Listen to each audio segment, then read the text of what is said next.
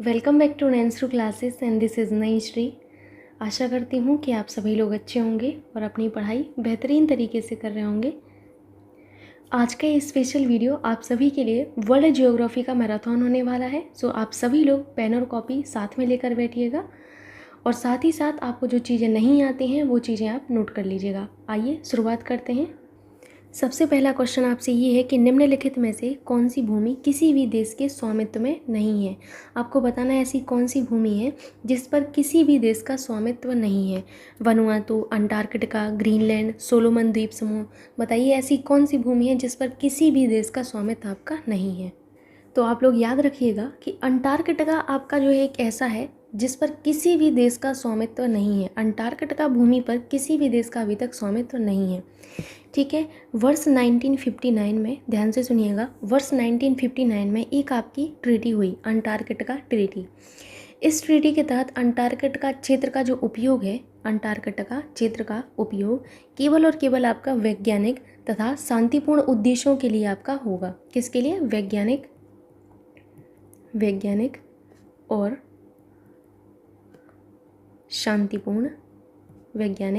शांतिपूर्ण उद्देश्यों के लिए आपका होगा। ठीक। और ये जो संधि है, ये संधि इस प्रकार के दावे को नकारती है कि आपका जो अंटार्कटिका है किसी भी देश के स्वामित्व में है, क्योंकि अंटार्कटिका भूमि पर किसी का भी स्वामित्व नहीं है। याद रखिएगा। तो आपका सेकंड ऑप्शन यहाँ पर करेक्ट होगा। ठीक। नेक्स्ट क्वेश्चन पर मूव करते हैं, जो कि आपसे ये है कि यूरोप में कितने देश हैं। बताइए यूरोप में कितने देश हैं आपके। अब देखिए यहाँ पर ध्यान से, जिस तरीके से आपके ये विकल्प दिए गए हैं उस हिसाब से तो यूरोप में आपकी 44 कंट्री हैं। अब बहुत लोगों के मन में आ रहा होगा कि हमने तो 51 पढ़ा है। तो आपने कुछ गलत नहीं पढ़ा है, क्योंकि आपकी कुछ ऐसी कंट्री हैं जो यूरोप और एशिया दोनों में ही आती हैं। ठीक। तो आपके यूरोप और एशिया में आने की वजह से आपके यूरोप में देशों की कुल संख्या आपकी 51 मानी जाती है। कितनी? 51 मानी जाती है। ये इस बात को आपको ध्यान में रखना है। जिस तरीके से आपको यहाँ पर विकल्प दिए गए वहीं वहाँ पर आपको कहीं पर भी 51 नहीं दिया गया है। और ये आया हुआ प्रश्न है आपका UPSSC की होम्योपैथी परीक्षा में 2018 में। तो आपकी 44 है। लेकिन कुछ ऐसी कंट्री हैं, मैं आपको एक बार बता देती हूँ और वो आपको कंट्री याद रखना है। जैसे आपका रूस हुआ। ठीक है। रूस के बाद आप याद रखिएगा साइप्रस, रूस, साइप्रस, टर्की, जॉर्जिया,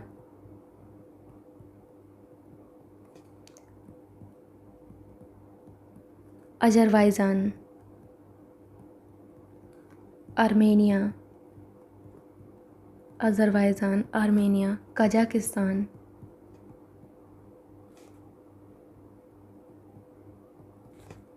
इनका विस्तार क्या है? यूरोप और एशिया में है। कहाँ कहाँ पर है? यूरोप में भी, एशिया में भी। तो ये आपको याद रखना है कि रसिया का और साइप्रस का, टर्की का, जॉर्जिया का, अजरबैजान का, आर्मेनिया का, कजाकिस्तान का, ये 7 हो गए ना। 1 2 3 4 5 6 7। इन 7 कंट्री का विस्तार आपका जो है आपके 2 महाद्वीपों में है। किन किन में है? इन 7 देशों का जो विस्तार है 2 महाद्वीप हैं, यूरोप और एशिया। कौन सा? यूरोप और एशिया दोनों में है। यूरोप में भी है और एशिया में भी है। तो याद रखिएगा, जैसे यहाँ पर 44 है, 7 और है। जब 44 में आप 7 जोड़ेंगे तो ओबियस सी बात है आपका 51 ही आएगा, है ना। तो आपका अगर ऑप्शन में 51 है तब तो आपके लिए अच्छा ही है। अगर 51 नहीं है तो 44 ही करेक्ट होगा आपका। अब आप समझ गए होंगे पूरा। अब जब हम यहाँ पर हम लोगों ने यूरोप का देख ही लिया है, तो एक बार हम अफ्रीका का भी देख लेते हैं। अफ्रीका में टोटल कितनी कंट्री हैं? तो अफ्रीका कॉन्टिनेंट में आपकी 54 कंट्री हैं। कितनी हैं? 54 हैं। यूरोप में आप लोगों ने देख ही लिया है। अब मैं बात करूँ एशिया की, तो एशिया में कितनी कंट्री हैं? तो एशिया में आपकी 50 कंट्री हैं। ठीक। उत्तरी अमेरिका की अगर बात की जाए तो उत्तरी अमेरिका में कितनी कंट्री हैं आपकी टोटल? उत्तरी अमेरिका में आप याद रखिएगा 23 कंट्री हैं। ठीक है। दक्षिणी अमेरिका में कितनी कंट्री हैं? दक्षिणी अमेरिका, तो दक्षिणी अमेरिका में आपकी जो है 12 कंट्री हैं, है ना।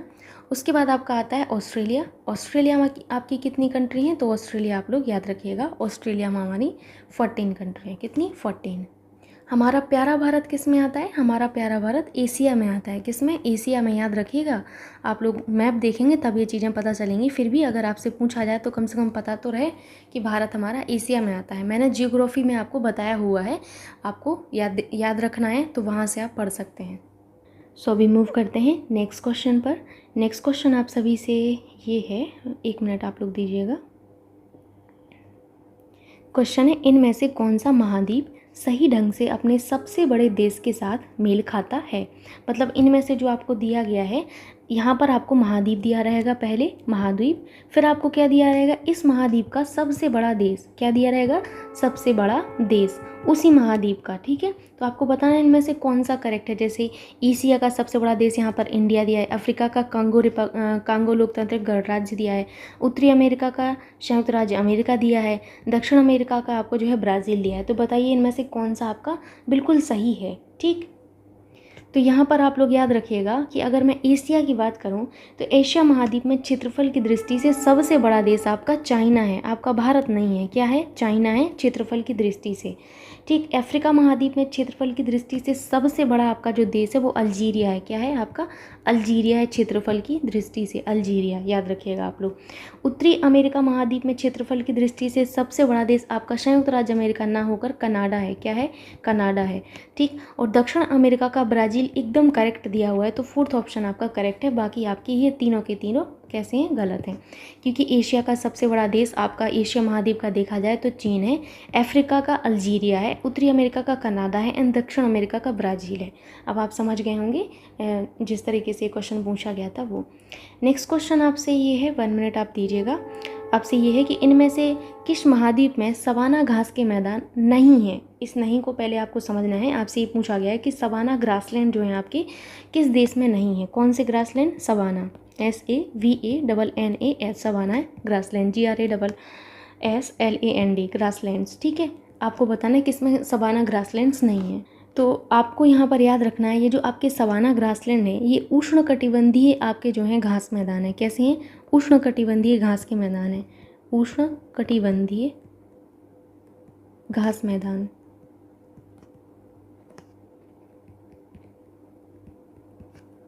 तो ये जो सवाना घास के मैदान हैं आपके मुख्यतः आपके पूर्वी अफ्रीका, कहाँ पर, पूर्वी अफ्रीका में, पूर्वी अफ्रीका में, और कहाँ पर आपके ये फैले हुए हैं। इसके अतिरिक्त ये दक्षिण अमेरिका में भी हैं आपके, कहाँ पर है, दक्षिण अमेरिका में भी फैले हैं।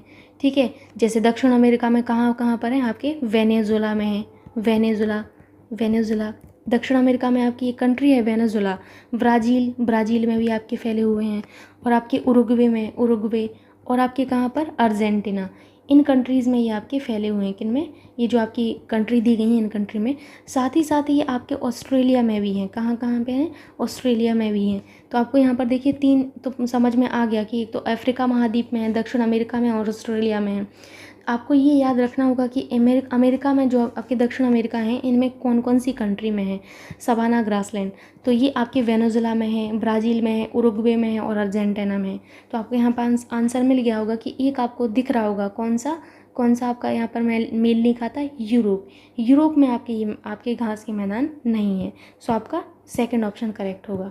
ठीक है, नेक्स्ट क्वेश्चन आपसे ये है कि महाद्वीप जिसे the land of golden fleece के नाम से जाना जाता है, तो the land of golden fleece के नाम से जो है आपके ऑस्ट्रेलिया महाद्वीप को जाना जाता है। किसको, ऑस्ट्रेलिया महाद्वीप को जाना जाता है। ठीक, ऐसा इसके वैश्विक स्तर पर सर्वाधिक ऊन उत्पादन के कारण है। किसके कारण, ऊन उत्पादन। ठीक है, और क्षेत्रफल की दृष्टि से ऑस्ट्रेलिया आपका सबसे छोटा महाद्वीप है। क्या है, क्षेत्रफल की दृष्टि से जो ऑस्ट्रेलिया है ये आपका सबसे छोटा महाद्वीप है। क्षेत्रफल की दृष्टि से सबसे छोटा महाद्वीप। ठीक है, मूव करते हैं अभी नेक्स्ट क्वेश्चन पर। नेक्स्ट क्वेश्चन आपसे ये है कि विश्व का चौथा सबसे बड़ा महाद्वीप कौन सा है। तो पहले तो हम ये जान लें कि पहला कौन सा है, तब तो हम चौथा जान पाएंगे, है ना। तो हम क्षेत्रफल के आधार पर जो हमारे 7 कॉन्टिनेंट हैं उनका क्रम जो निर्धारित करते हैं, तो सबसे बड़ा जो क्षेत्रफल की दृष्टि से आपका महाद्वीप है वो कौन सा है, एशिया है। क्या है, एशिया में ही आपका प्यारा भारत आता है, एशिया। उसके बाद आपके अफ्रीका का नंबर आता है सेकंड नंबर पर। किसका, अफ्रीका का। थर्ड नंबर पर आपका किसका आता है, उत्तरी अमेरिका का स्थान आता है। किसका, उत्तरी अमेरिका का। फोर्थ नंबर पर आपके दक्षिण अमेरिका का स्थान आता है। किसका, दक्षिण अमेरिका का। उसके बाद 5th नंबर पर आपका क्या आता है, अंटार्कटिका आता है। क्या आता है, अंटार्कटिका आता है 4th नंबर। 5th नंबर पर। उसके बाद आपका यूरोप आता है और लास्ट में आपका क्या आता है, ऑस्ट्रेलिया आता है। क्या आता है, ऑस्ट्रेलिया आता है। तो ये आपको याद रखना है, ठीक। क्षेत्रफल के आधार पर आपके 7 महाद्वीपों का क्रम किस तरीके से है आपको दिया गया है। सबसे बड़ा सबसे बड़ा आपका एशिया है, उसके बाद आपका अफ्रीका का स्थान आता है, फिर तीसरे नंबर पर आपका उत्तरी अमेरिका है, चौथे नंबर पर दक्षिणी अमेरिका है, पाँचवें नंबर पर अंटार्कटिका है, छठवें नंबर पर यूरोप है और सबसे छोटा आपका इस हिसाब से क्या हुआ, ऑस्ट्रेलिया हुआ। लेकिन ऑस्ट्रेलिया से बड़ा आपका यूरोप है ना। तो सेकंड नंबर पर अगर आपसे पूछा जाए सबसे छोटा महाद्वीप, तब आपका कौन सा होगा, पहले नंबर पर ऑस्ट्रेलिया, दूसरे नंबर पर यूरोप। इस तरीके से क्वेश्चन पूछ लिया जाता, तो सीक्वेंस पर आपको ध्यान देना है। तो इस हिसाब से आपका यहाँ पर देखिए चौथे सबसे बड़ा कौन सा होगा, पहला, दूसरा, तीसरा, चौथा, तो आपका दक्षिण अमेरिका करेक्ट होगा, ठीक। तो नेक्स्ट क्वेश्चन आपसे ये है कि पृथ्वी का सबसे बड़ा महाद्वीप कौन सा है, ये पूछा गया है। महाद्वीप कौन सा है, तो पृथ्वी का सबसे बड़ा महाद्वीप कौन सा है, अभी आपने देखा एशिया। एशिया महाद्वीप जो है आपके पृथ्वी का क्षेत्रफल और जनसंख्या दोनों के हिसाब से ही, अगर मैं बात करूं क्षेत्रफल के हिसाब से भी और जनसंख्या के हिसाब से भी, दोनों ही आपके हिसाब से ये आपका सबसे बड़ा महाद्वीप है, ठीक। अब यहाँ पर देखिए एशिया महाद्वीप की बात हो रही है, किसकी, एशिया कॉन्टिनेंट की यहाँ पर बात हो रही है। तो एशिया महाद्वीप से आपके 3 अक्षांशीय वृत्त गुजरते हैं। एक तो आपका जो है विषुवत रेखा गुजरता है, क्या गुजरता है, विषुवत गुजरता है, कर्क गुजरता है, कर्क भी गुजरता है, और आपका आर्कटिक वृत्त गुजरता है, ठीक है।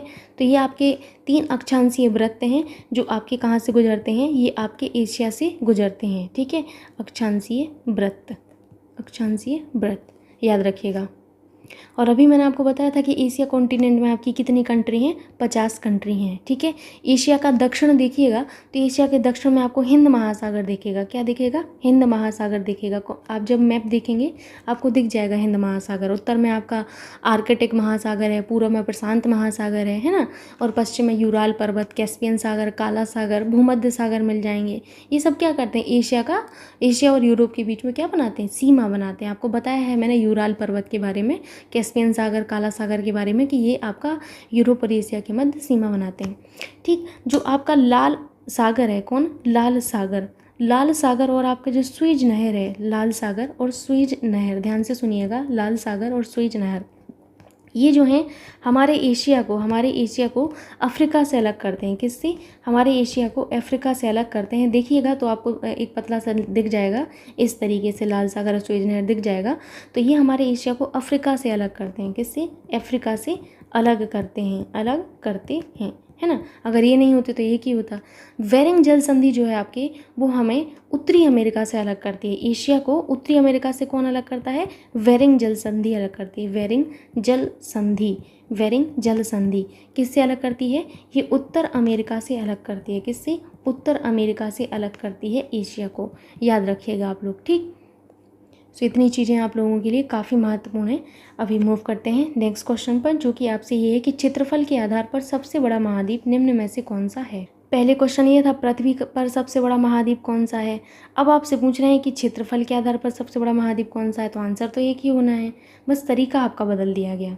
तो आपका आंसर करेक्ट कौन सा होगा, एशिया होगा, ठीक है। तो आपको भी याद रखना है, देखिए आंसर आपका वही रहेगा, बस थोड़ा सा तरीका चेंज कर दिया जाता है। निम्नलिखित में से कौन सा दुनिया का सबसे बड़ा नदी द्वीप है, कौन सा दुनिया का सबसे बड़ा नदी द्वीप है, ये बताना है आपको। तो आपका जो माजुली है, माजुली द्वीप जो कि असम में है, ये आपके दुनिया का सबसे बड़ा आपका नदी द्वीप है। कौन सा, माजुली द्वीप असम में। ये आपका किस नदी पर है, ये बहुत इंपॉर्टेंट है, तो ब्रह्मपुत्र रिवर पर है। किस पर है, ब्रह्मपुत्र रिवर पर है। ब्रह्मपुत्र नदी आपको याद रखना है कि ब्रह्मपुत्र नदी पर आपका ये जो है बना हुआ है। ये ताजी पानी का नदी द्वीपीय तंत्र है जो कि असम में स्थित है। कहाँ पर, असम में, ठीक। नेक्स्ट यहाँ पर आपसे क्वेश्चन ये है कि निम्नलिखित में से कौन सा विकल्प हिंद महासागर में दूसरा सबसे बड़ा द्वीप है ना। ये आपसे पूछा गया है कि हिंद महासागर में, जो आपका हिंद महासागर है, इसमें दूसरा सबसे बड़ा द्वीप कौन सा है। हिंद महासागर यानी कि इंडियन ओशियन। तो पहले तो हम सबसे बड़ा द्वीप देख लें, तब तो हम दूसरा वाला बता पाएंगे। तो हिंद महासागर में आपका सबसे बड़ा अगर द्वीप पूछा जाए, सबसे बड़ा द्वीप, तो आपका आंसर क्या होगा, आंसर होगा आपका मेडागास्कर। क्या होगा, मेडागास्कर, ठीक है, मेडागास्कर होगा, जो हिंद महासागर के दक्षिण पश्चिम में स्थित है। हिंद महासागर का दूसरा सबसे बड़ा द्वीप पूछा जाए तो आपका दूसरा अगर पूछा जाए तो वो आपका कौन सा होगा, श्रीलंका होगा। कौन सा होगा, श्रीलंका होगा, याद रखिएगा। ठीक, अब अगर विश्व के स्तर पर आपसे पूछा जाए, अभी तो देखिए ये हिंद महासागर में पूछ लिया गया तो आपने बता दिया फटाक से। अब पूछा जाए कि आपके विश्व का सबसे बड़ा द्वीप, विश्व का पूछा जाए, विश्व का सबसे बड़ा द्वीप, विश्व का सबसे बड़ा जो द्वीप है आपका वो कौन सा है, ग्रीनलैंड है। क्षेत्रफल की दृष्टि से कौन सा है, ग्रीनलैंड है, याद रखिएगा, वेरी वेरी इंपॉर्टेंट।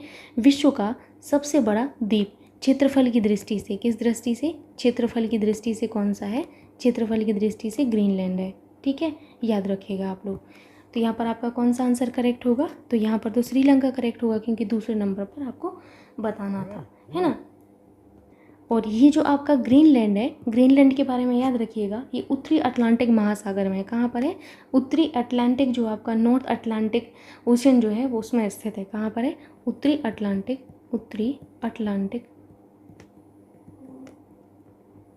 महासागर।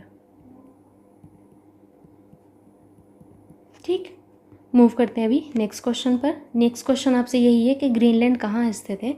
अभी आपको बताया है मैंने कि ग्रीनलैंड कहाँ पर स्थित है, बताइए। उत्तरी अटलांटिक में है। कहाँ पर, उत्तरी अटलांटिक में है, तो आपका फोर्थ ऑप्शन करेक्ट होगा। नेक्स्ट क्वेश्चन है आपसे कि विश्व का सबसे बड़ा द्वीप है। विश्व का सबसे बड़ा द्वीप कौन सा है, आपको पता ही है, ग्रीनलैंड है। कौन सा है, ग्रीनलैंड है, याद रखिएगा। ठीक, ग्रीनलैंड की कैपिटल याद रखिएगा, नूक। ठीक है, नूक। अब आपको एक चीज़ याद रखना है कि ग्रीनलैंड पर मतलब किसका स्वशासन है, तो डेनमार्क का है। किसका है, डेनमार्क का है, याद रखिएगा। मतलब किसके अधीन है, तो आप याद रखिएगा डेनमार्क के अधीन है ग्रीनलैंड। ठीक है, याद रखना है आपको, महत्वपूर्ण है, पूछा जा सकता है।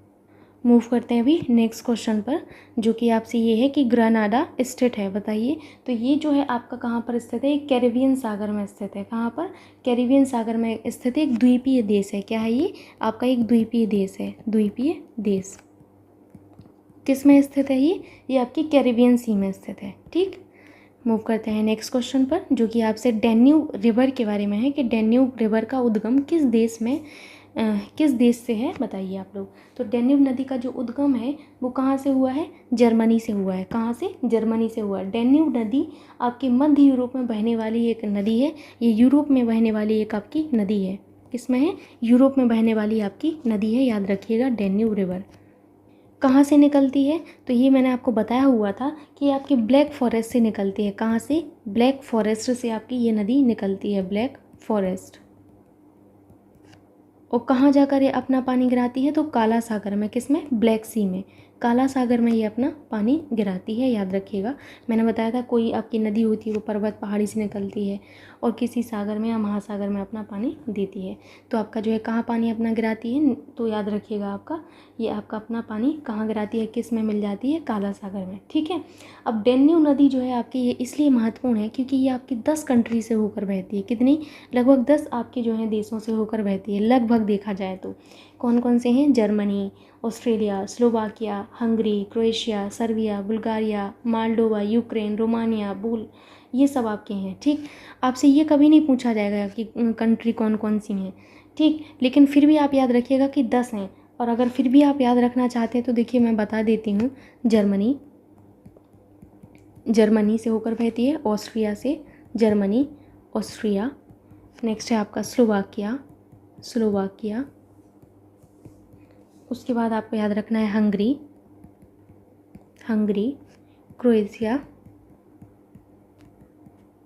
Croatia, Serbia. कमेंट करके बताना सर्बिया का कौन सा प्लेयर आपका बहुत ज़्यादा फेमस है, बताइएगा आप लोग। ठीक है, इतनी बार आपको करंट में बताया हुआ है, बताइएगा। Moldova, Ukraine, Romania. ये बहुत ही ज़्यादा खूबसूरत कंट्री हैं, पर मुझे ऐसा लगता है कि हमारे प्यारे भारत से ज़्यादा सुंदर ना तो कोई है ना हो सकता है। तो याद रखिएगा कि ये हमारी यूरोपियन कंट्रीज़ हैं सारी की सारी। ये 10 कंट्री हैं जिनसे आपका ये डैन्यूब रिवर होकर बहती है, या डैन्यूब नदी जो है आपकी बहती है। ठीक, मूव करते हैं अभी नेक्स्ट क्वेश्चन पर। आशा करती हूँ कि आपको समझ में भी आ रहा होगा और अच्छा भी लग रहा होगा क्योंकि सारे टॉपिक आपकी कवर हो रहे हैं एक एक करके। कौन सी नदी पूर्वी चीन में आपका जो है पूर्वी चीन सागर है, यहाँ पर चीन होगा, सागर होगा, ठीक है, पूर्वी चीन सागर में गिरती है। तो पूर्वी चीन सागर में आपकी यांगत्जे रिवर गिरती है। कौन सी? यांगत्जे कहें आप, यांगसे कहें, इसके देखिए कई नाम हैं। एक तो आपका यांगजी, यांगजी, ठीक है, एक इसको यांगसे भी कहते हैं। क्या कहते हैं? यांगसे भी कहते हैं। और यांगत्जे तो आपने देख ही लिया है, ठीक। तो ये आपकी जो रिवर है यांगत्जे, यांगत्जे, ये आपकी जो रिवर है ये पूर्वी चीन सागर में गिरती है, ठीक। जबकि आपकी जो मेकांग रिवर यहाँ पर लिखी हुई है, कौन सी? Mekong river. मेकांग रिवर अगर देखा जाए तो ये आपके दक्षिणी चीन सागर में गिरती है। किसमें? दक्षिणी चीन सागर में आपकी गिरती है, दक्षिणी चीन सागर। गंगा नदी आप सभी को पता है कि हमारे वे ऑफ बंगाल में आपकी जो है आपकी गिरती है। किसमें? वे ऑफ बंगाल, जिसे आप कहते हैं बंगाल की खाड़ी, बंगाल की खाड़ी, बंगाल की खाड़ी, ठीक। मूव करते हैं अभी नेक्स्ट क्वेश्चन पर। और नेक्स्ट क्वेश्चन आपसे ये है कि निम्नलिखित में से कौन सी नदी विषुवत है ये, ठीक है, विषुवत रेखा को 2 बार पार करती है। विषुवत रेखा यानी कि इक्वेटर की बात की जा रही है। इक्वेटर को कौन सी आपकी रिवर है जो 2 बार आपकी पार करती है? तो मैंने बताया हुआ है कौन सी ऐसी रिवर है, अब थोड़ा सा आप याद करिए। कांगो, कांगो रिवर जो है आपकी, ये आपका जो है आपके विषुवत रेखा को 2 बार पार करती है, ठीक है। और इसे जायरे के नाम से भी जाना जाता है। कांगो कहें, कांगो नदी कहें, या फिर आप जायरे नदी कहें, एक ही है, आपको कंफ्यूज नहीं होना है। कांगो रिवर, जायरे रिवर, ठीक है। ये जो आपकी रिवर है, आपकी कांगो जायरे रिवर, ये आपके अफ्रीका की देखी जाए तो अफ्रीका महाद्वीप की दूसरी सबसे लंबी नदी है। किसकी? अफ्रीका की। तो पहली सबसे लंबी नदी कौन सी अफ्रीका की? ओबियस सी बात है, नील नदी होगी, है ना। अफ्रीका की दूसरी सबसे लंबी नदी, मैंने लंबी कहा है, ठीक है, लंबी नदी है। पहली कौन सी है? तो पहली तो नील नदी ही हो गई, ठीक है, नील नदी, याद रखिएगा आप लोग। मूव करते हैं अभी नेक्स्ट क्वेश्चन पर। नेक्स्ट क्वेश्चन आपसे ये है कि निम्नलिखित में से दुनिया की सबसे तंग घाटी कौन सी है? बताइए, दुनिया की सबसे तंग घाटी कौन सी है? इसका मतलब ये है आपका वर्ल्ड्स लार्जेस्ट कैनियन आपको बताना है। कौन सा? वर्ल्ड, WORLDS, अपोस्ट्रोफ में एस लिखा है, largest, LARGEST, largest canyon, CANYON, canyon आपको बताना है कौन सी है इनमें से। आपका करेक्ट आंसर होगा the grand canyon, the grand canyon. ये आपका सबसे जो है वर्ल्ड लार्जेस्ट कैनियन है, याद रखिएगा। और ये कहाँ पर है? तो ये अमेरिका के एरिज़ोना आपके प्रांत में है। कहाँ पर है? अमेरिका के एरिज़ोना प्रांत में, एरिज़ोना, अमेरिका के एरिज़ोना प्रांत में है, ठीक। और कोलोराडो आपकी जो रिवर है, कौन सी रिवर है? कोलोराडो, याद रखिएगा, कोलोराडो एक रिवर है आपकी। ये जो कोलोराडो नदी है, इस कोलोराडो नदी से बनी जो आपकी ये वर्ल्ड लार्जेस्ट कैनियन है, इसी को द ग्रैंड कैनियन के नाम से जाना जाता है, ठीक। सो अभी मूव करते हैं नेक्स्ट क्वेश्चन पर, जो कि आपसे ये है कि विश्व का सबसे ऊंचा झरना स्थित है। तो पहले तो हमें यही पता होना चाहिए विश्व का सबसे ऊंचा झरना हमारा क्या कहते हैं, नाम क्या है। उसके बाद हम ये बताएंगे कि कहाँ पर है। तो याद रखिएगा कि वर्ल्ड का आपका सबसे जो ऊंचा झरना है, कौन सा? वर्ल्ड का सबसे ऊंचा झरना, झरना यानी कि वाटरफॉल की बात की जा रही है, ठीक है, वाटरफॉल। तो इसका नाम क्या है? Angel fall. कौन सा है? एंजिल फॉल है ना। साल्टो एंजिल भी इसे कहते हैं, कंफ्यूज मत होइएगा, साल्टो एंजिल। तो ये जो आपका एंजिल फॉल है, ये आपका वेनेजुला के, कहाँ पर? वेनेजुला के,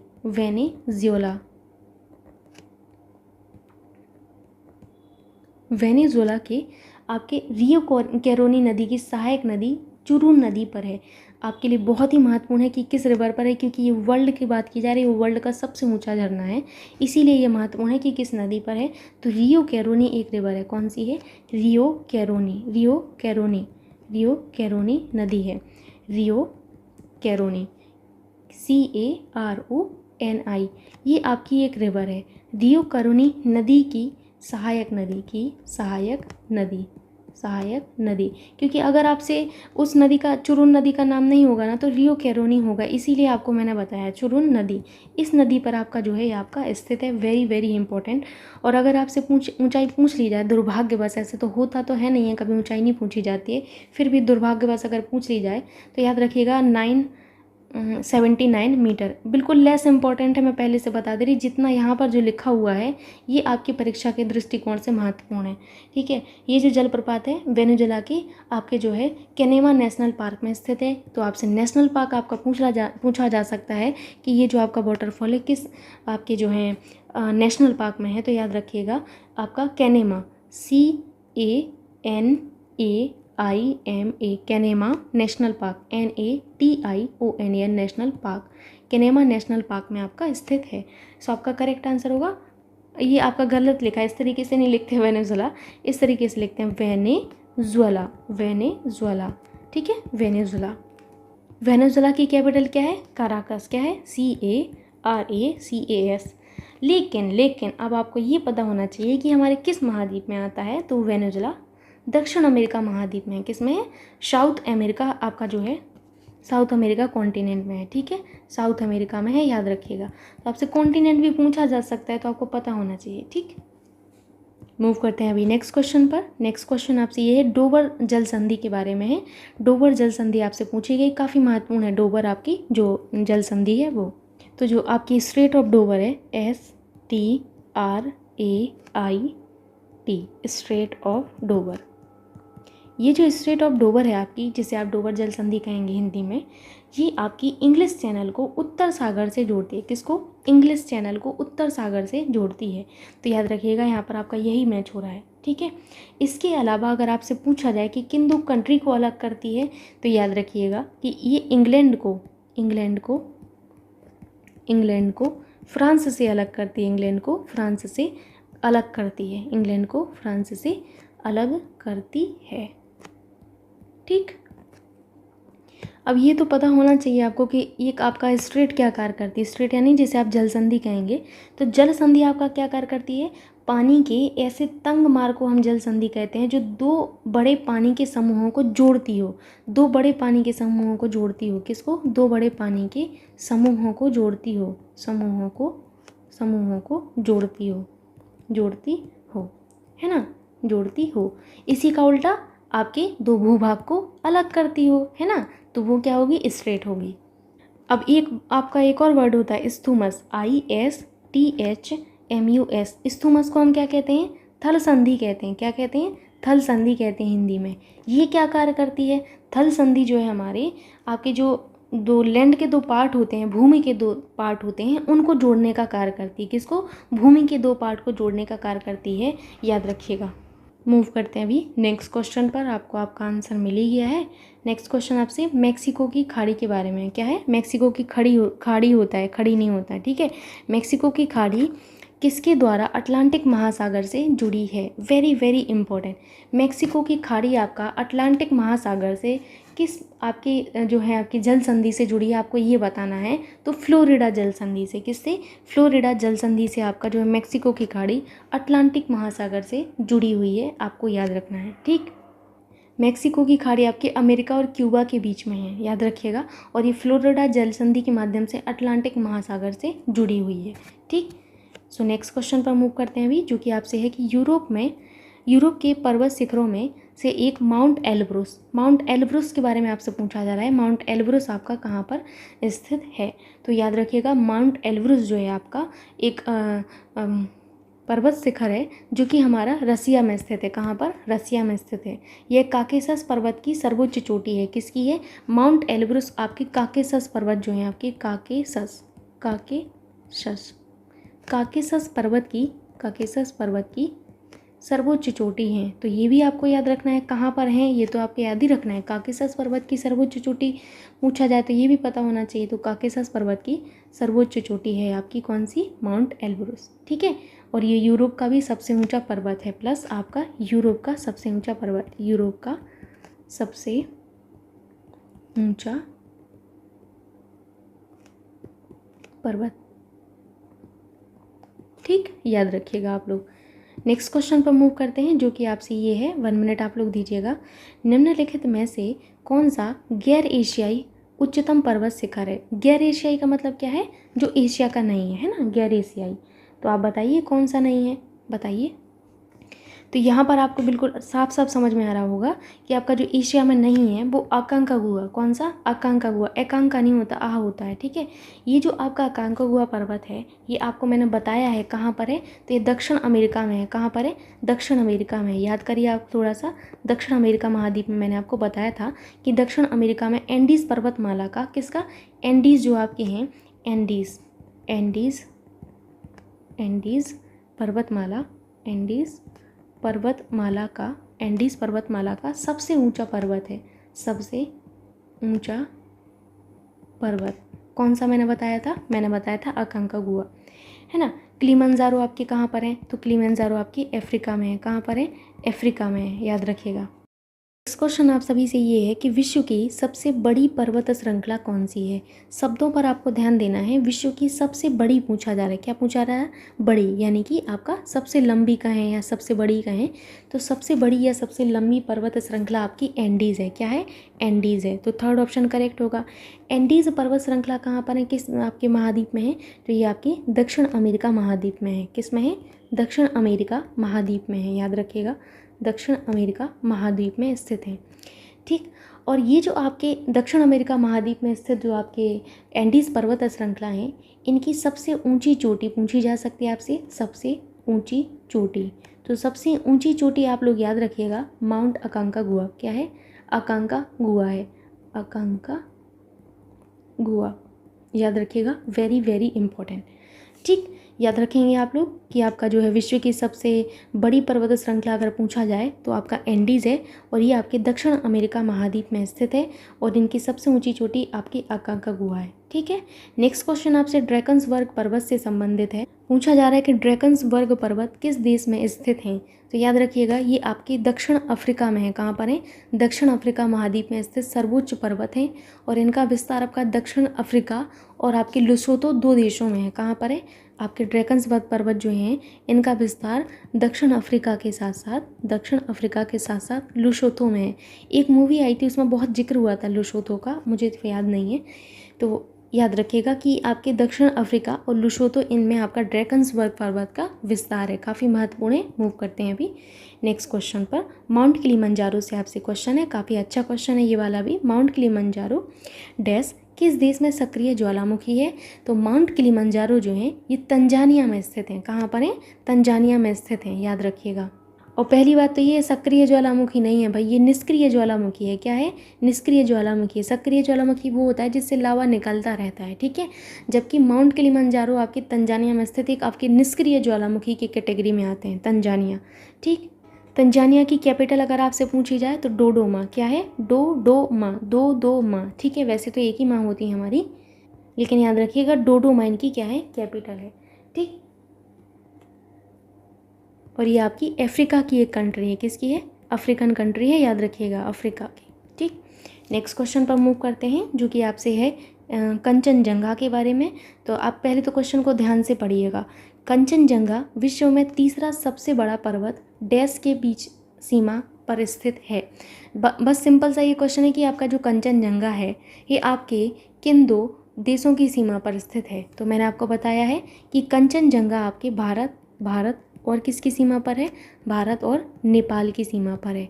तो याद रखिएगा, भारत और नेपाल की सीमा पर स्थित है, और ये विश्व की तीसरी सबसे ऊंची पर्वत आपकी जो है चोटी है, याद रखना है आपको, ठीक है। हिमालय क्षेत्र में स्थित आपकी कंचनजंगा विश्व की तीसरी सबसे ऊंची पर्वत चोटी है। करेक्ट आंसर होगा थर्ड ऑप्शन, ठीक। नेक्स्ट क्वेश्चन आपसे ये है कि पैटागोनिया जो आपका है ये कहाँ पर स्थित है? तो पैटागोनिया जो है आपका ये अर्जेंटीना और चिली के विस्तृत शुष्क क्षेत्र जो हैं वो प्रदेश हैं, और ये आपके एंडीज प्रदेश में गिरिपथ के अवशिष्ट वृष्टि छाया क्षेत्र में स्थित हैं। तो यहाँ पर आपको याद रखना है अर्जेंटीना। तो पैटागोनिया आपका कहाँ पर स्थित है? ये आपके अर्जेंटीना और चिली, अर्जेंटीना और कहाँ पर? चिली में। क्या है? ये शुष्क प्रदेश है, विस्तृत एक शुष्क प्रदेश है आपका, तो याद रखिएगा अर्जेंटीना। नेक्स्ट क्वेश्चन आपसे है, तनामी रेगिस्तान निम्नलिखित में से किस देश में स्थित है? तो आपको मैंने बताया तनामी डेजर्ट के बारे में और पैटागोनिया के बारे में भी बताया, पैटागोनिया डेजर्ट याद रखिएगा।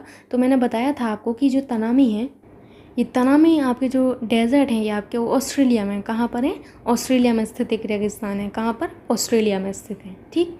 नेक्स्ट क्वेश्चन है आपसे, कजाइलकुम रेगिस्तान स्थित है। तो ये कहाँ पर स्थित है? कजाइलकुम। तो कजाइलकुम जो रेगिस्तान है ये आपके जो है तुर्कमेनिस्तान और उज्बेकिस्तान और कजाकिस्तान देशों में स्थित हैं। कहाँ पर? कजाइलकुम जो रेगिस्तान है, ध्यान से सुनिएगा, तुर्कमेनिस्तान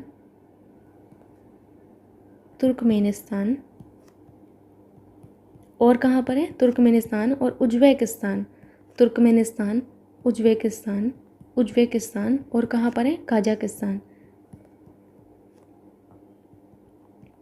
याद रखिएगा, इन 3 कंट्री में इनका विस्तार है। तो यहाँ पर तो आपको 2 ही दिख रही होंगी, तो ये दोनों ही आपके ऑप्शन करेक्ट होंगे। ठीक। नेक्स्ट क्वेश्चन पर मूव करते हैं, जो कि आपसे है कि विश्व का सबसे बड़ा गर्म रेगिस्तान कौन सा है? तो ये भी मैंने बताया कि वर्ल्ड का सबसे बड़ा जो आपका गर्म रेगिस्तान है वो कौन सा है?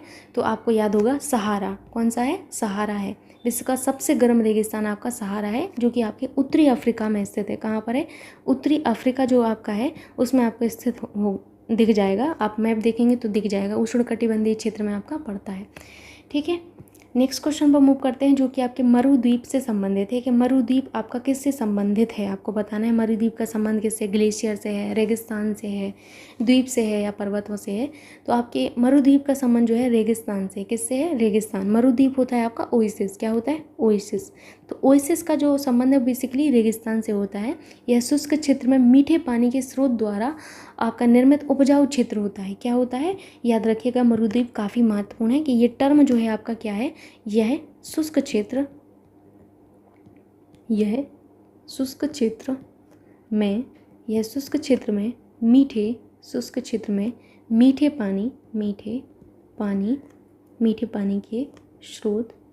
पानी के स्रोत द्वारा निर्मित उपजाऊ क्षेत्र है। ठीक, क्षेत्र होता है। याद रखिएगा, महत्वपूर्ण है आपका। मूव करते हैं अभी नेक्स्ट क्वेश्चन पर, जो कि आपसे ये है कि निम्नलिखित में से कौन सा देश आंशिक या पूर्ण रूप से सहारा रेगिस्तान में आपका नहीं आता है? तो सहारा रेगिस्तान विश्व का सबसे बड़ा आपका जो है एक रेगिस्तान है। मैंने आपको बताया था सबसे गर्म रेगिस्तान है, और इसका विस्तार जो है आपका किन किन कंट्रीज़ में, एक बार आप ध्यान रखिएगा, माइंड में रखना है आपको, क्योंकि ये सबसे बड़ा आपका रेगिस्तान है। तो याद रखिएगा, इसका जो विस्तार है वो अल्जीरिया में है। कहाँ पर है? अल्जीरिया, चाड,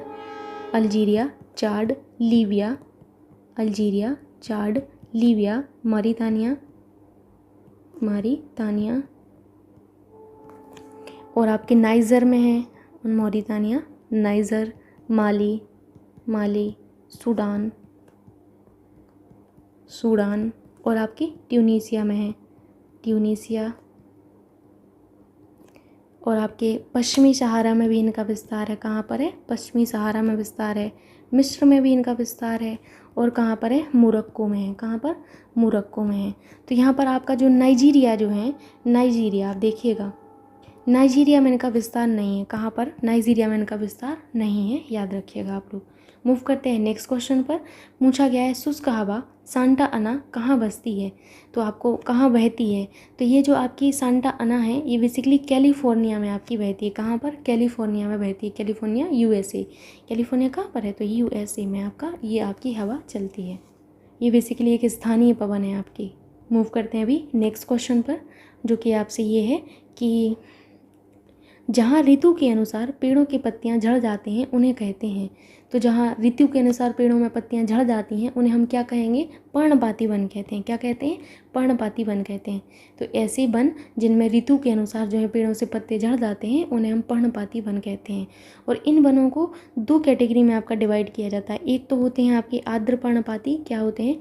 एक तो होते हैं आपके आर्द्र पर्णपाती वन, और दूसरे जो होते हैं वो होते हैं आपके शुष्क पर्णपाती। क्या होते हैं? शुष्क पर्णपाती वन होते हैं। याद रखिएगा। ठीक, पर्णपाती वन को इंग्लिश में कहते हैं डेसिडस फॉरेस्ट। क्या कहते हैं इनको? डेसिडस फॉरेस्ट कहते हैं। टर्म आपको याद रखना है, अगर हिंदी में ना समझ में आए तो एटलीस्ट आपको पता रहे। OUS deciduous forest, FORESTS forest. ठीक है, सो अभी मूव करते हैं नेक्स्ट क्वेश्चन पर।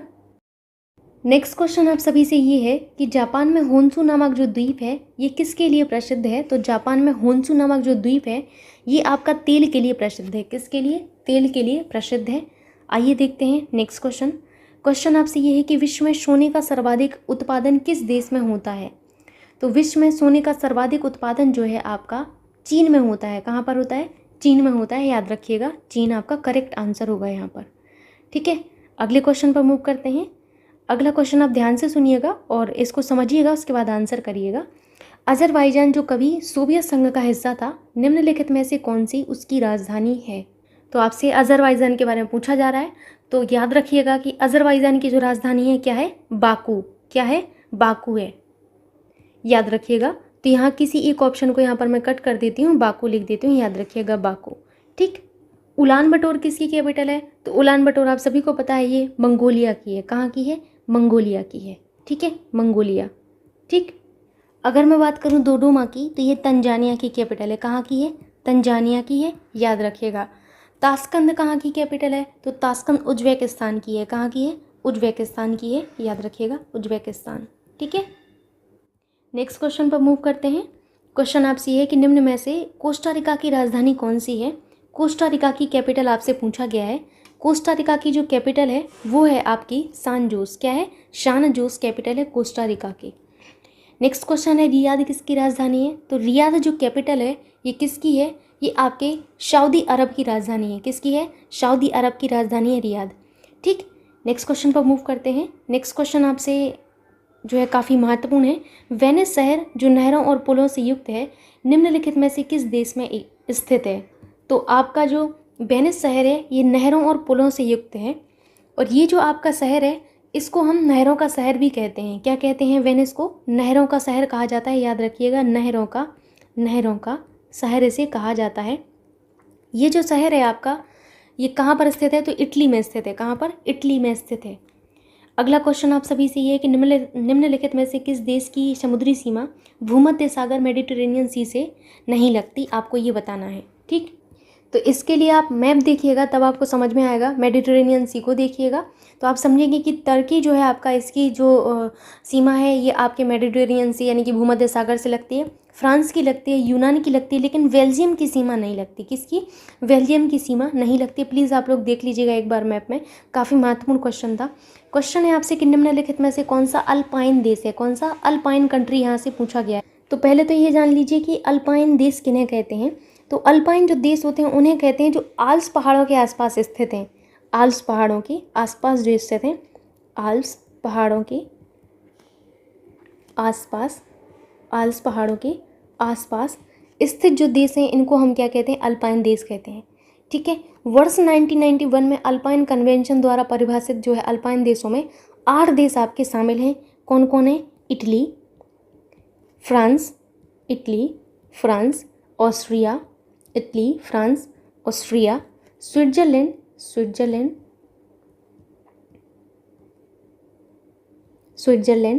नेक्स्ट याद रखिएगा आप लोग, जर्मनी, स्विट्जरलैंड, जर्मनी, स्लोवेनिया,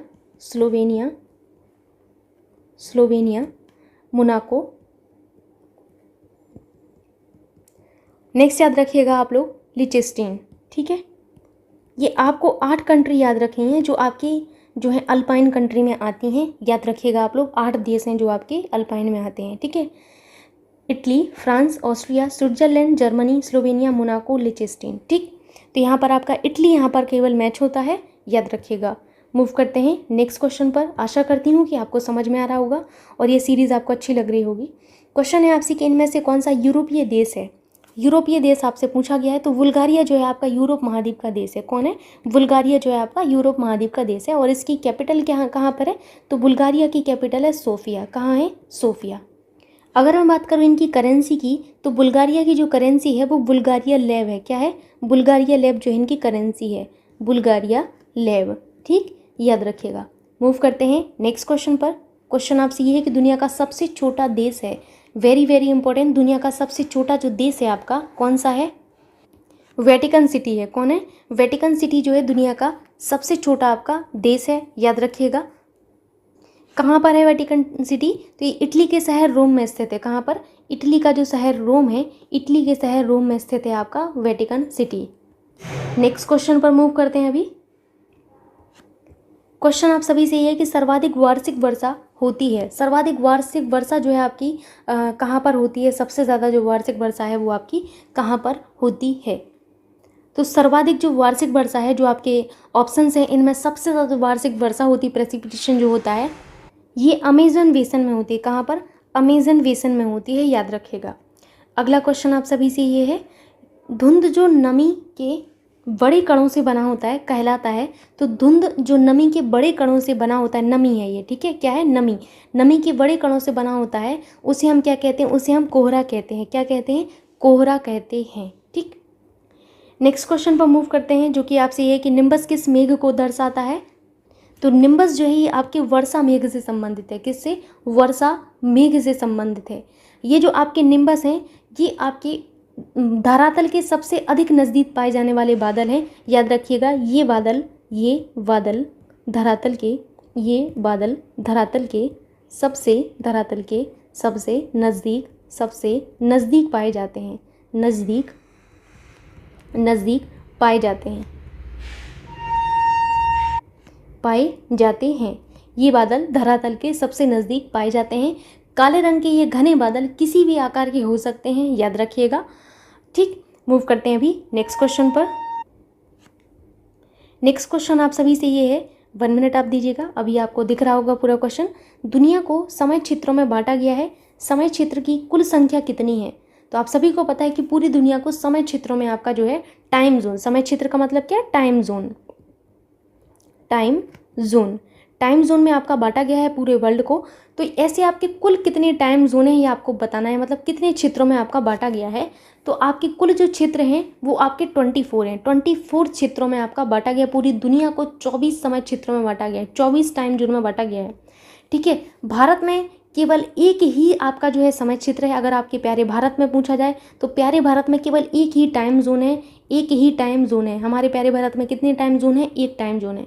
वर्तमान में सर्वाधिक जो टाइम जोन है वो किसके पास है? Very very important.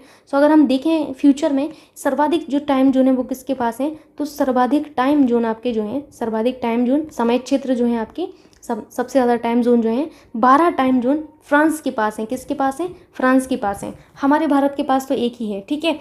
बाकी जो फ्रांस है इनके पास सबसे ज़्यादा टाइम जोन है, 12 है, ठीक है, याद रखिएगा। मूव करते हैं अभी नेक्स्ट क्वेश्चन पर। नेक्स्ट क्वेश्चन आपसे है, ग्रीनविच मीन टाइम से भारतीय मानक समय कितना आगे है? तो ग्रीनविच जो टाइम है आपका, इससे जो हमारा भारत का जो समय है वो कितने घंटे आगे है? तो 5.5 घंटे आगे है। कितना? 5.5 घंटे, यानी कि 5 घंटा 30 मिनट आगे है, ठीक। अब यहाँ पर कुछ चीज़ें आप लोग जान लीजिए। भारत में मानक समय का निर्धारण जो है 82.5 डिग्री पूरब से किया जाता है। वेरी वेरी इंपॉर्टेंट, आपसे पूछा जाता है भारत में मानक समय का निर्धारण, भारत में मानक समय का निर्धारण 82.5 डिग्री से, किससे? 82.5 डिग्री से आपका किया जाता है। 82 डिग्री 30 मिनट पूर्व से, याद रखिएगा, पूर्व से किया जाता है।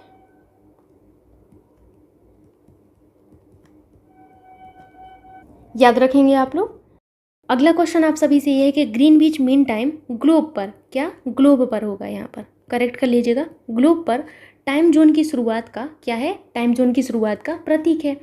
और किसी भी देश में समय GMT के आगे या पीछे देश के घंटों की संख्या को मापने का समय है। ग्रीनविच निम्नलिखित में से किस शहर के पास स्थित है? Very very important. तो आप लोग यहाँ पर याद रखिएगा कि विश्व को 24 समय जोनों में विभाजित किया गया। अभी मैंने आपको बताया हुआ है। ग्रीनविच मीन टाइम 0 डिग्री देशांतर से गुजरता है। किससे? 0 डिग्री देशांतर से गुजरता है आपका ग्रीनविच मीन टाइम। GMT आपका किससे गुजरता है? 0 डिग्री देशांतर से गुजरता है, ठीक। ये जो आपका 0 डिग्री देशांतर है ये ब्रिटेन के लंदन में स्थित है। कहाँ पर? ब्रिटेन जो है ब्रिटेन के लंदन में स्थित है। कहाँ पर? ब्रिटेन के लंदन में स्थित है आपका GMT। याद रखेंगे आप लोग। भारत का जो आपका मानक समय है वो 82.5 डिग्री पूरब देशांतर होता है, मैंने आपको बताया पूर्वी देशांतर होता है, याद रखिएगा। ग्रीनविच समय से हमारा जो समय है वो 5.5 घंटे आगे है। यहाँ पर आपका करेक्ट आंसर क्या होगा, लंदन से आपका गुजरता है ग्रीनविच। ठीक, मूव करते हैं नेक्स्ट क्वेश्चन पर। नेक्स्ट क्वेश्चन आप सभी से ये है कि जनसंख्या के आधार पर देशों की सूची में भारत की रैंक कौन सी है। तो जनसंख्या के आधार पर जो भारत की रैंक है वो सेकंड है, आप सभी को पता है। पहले स्थान पर कौन है, तो पहले स्थान पर जो है आपका चीन है। ठीक, मूव करते हैं अभी नेक्स्ट क्वेश्चन पर। ये क्वेश्चन बहुत ही अच्छा है और क्वेश्चन ये है कि पृथ्वी के उत्तरी गोलार्ध नॉर्दर्न हेमीस्फीयर में रहने वाले लोगों की कुल मानव आबादी का अनुमानित प्रतिशत कितना है। तो नॉर्दर्न हेमीस्फीयर में रहने वाले जो लोग हैं इनका लगभग कितना प्रतिशत जो है आपका नॉर्दर्न हेमीस्फीयर में रहता है, लगभग 90% लोग आपके जो हैं आपके उत्तरी गोलार्ध में रहते हैं। कितने, 90% लोग आपके उत्तरी गोलार्ध में रहते हैं। ठीक, उत्तरी गोलार्ध किसे कहते हैं, पृथ्वी का वह भाग जो भूमध्य रेखा के उत्तर है, इसको हम उत्तरी गोलार्ध कहते हैं। क्या कहते हैं इसको, उत्तरी गोलार्ध कहते हैं। और हमारा जो भूमध्य रेखा के दक्षिण में होगा उसको हम दक्षिणी गोलार्ध कहेंगे। सिंपल सी बात है ये तो। ठीक है, नेक्स्ट क्वेश्चन पर मूव करते हैं। क्वेश्चन आप सभी से क्या है, 1 मिनट आप दीजिएगा, अभी क्वेश्चन आपको दिख रहा होगा पूरा। क्वेश्चन ये है कि निम्नलिखित देशों में से किसकी विश्व में न्यूनतम प्रजनन दर मिनिमम फर्टिलिटी रेट है। तो मिनिमम फर्टिलिटी जो रेट है आपकी वो आपकी कहाँ पर है, 2020 के अनुसार आपकी दक्षिण कोरिया की जो फर्टिलिटी रेट है वो आपकी न्यूनतम है, याद रखिएगा। नेक्स्ट क्वेश्चन पर मूव करते हैं। अगला क्वेश्चन आपसे पूछा गया है निम्नलिखित में से किस देश की प्रजनन दर जो है सर्वाधिक है, मतलब जो फर्टिलिटी रेट है वो सबसे ज़्यादा हाईएस्ट कहाँ पर है। तो सोमालिया की जो फर्टिलिटी रेट है वो सबसे ज़्यादा है, किसकी, सोमालिया की, याद रखिएगा। सोमालिया की आपकी फर्टिलिटी रेट सबसे ज़्यादा है। ठीक, सोमालिया आपका अफ्रीका की एक कंट्री है, याद रखिएगा। अगला आपसे क्वेश्चन है कि तेज हवाओं द्वारा किस प्रकार की मिट्टी उड़कर आती है और जमा हो जाती है। तो तेज हवाओं के द्वारा जो है आपकी बालुई मिट्टी उड़कर आती है, सैंडी सॉइल जिसे आप कहेंगे, क्या कहेंगे, सैंडी सॉइल कहेंगे, बालुई मिट्टी कहते हैं।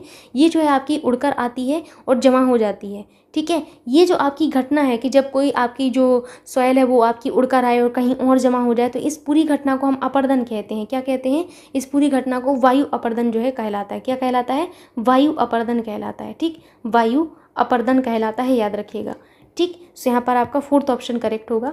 अगला आपसे क्वेश्चन है कि टेरा रोसा शब्द का तात्पर्य है, टेरा रोसा जो आपका शब्द है इस शब्द का तात्पर्य क्या है। तो याद रखिएगा टेरा रोसा का तात्पर्य जो आपका है बेसिकली आपकी रेड सॉइल से, किससे है, लाल मिट्टी से है। आपके जो कास्ट प्रदेश होते हैं, कौन से प्रदेश, कास्ट प्रदेश, कास्ट प्रदेश, जो कास्ट प्रदेश होते हैं इनमें चट्टानों के ऊपरी सतह पर लाल चिकनी मिट्टी का एक पतला सा आवरण बन जाता है, इसे ही टेरा रोसा कहा जाता है। किसको किसको कहा जाता है, टेरा रोसा। कास्ट प्रदेशों में चट्टानों के ऊपर जो आपकी लाल चिकनी मिट्टी की एक पतला सा आवरण जो बन जाता है उसे ही हम टेरा रोसा कहते हैं। क्या कहते हैं, टेरा रोसा कहते हैं। इसका निर्माण चूना पत्थर वाली चट्टानों के अपक्षय से होता है। अगला क्वेश्चन आप सभी से ये है कि भारत जो है निम्नलिखित में से कौन सा देश विश्व में गेहूं का सबसे बड़ा उत्पादक देश है। तो आपका कौन सा देश है जो गेहूं का सबसे बड़ा उत्पादक देश है। तो सबसे बड़ा जो गेहूं का उत्पादक देश है, याद रखिएगा कौन है, आपका चीन है। कौन है, चीन है। सेकंड नंबर पर कौन है, सेकंड नंबर पर आपका प्यारा भारत है। कौन है, प्यारा भारत है। थर्ड नंबर पर याद रखिएगा रूस है। कौन, रूस।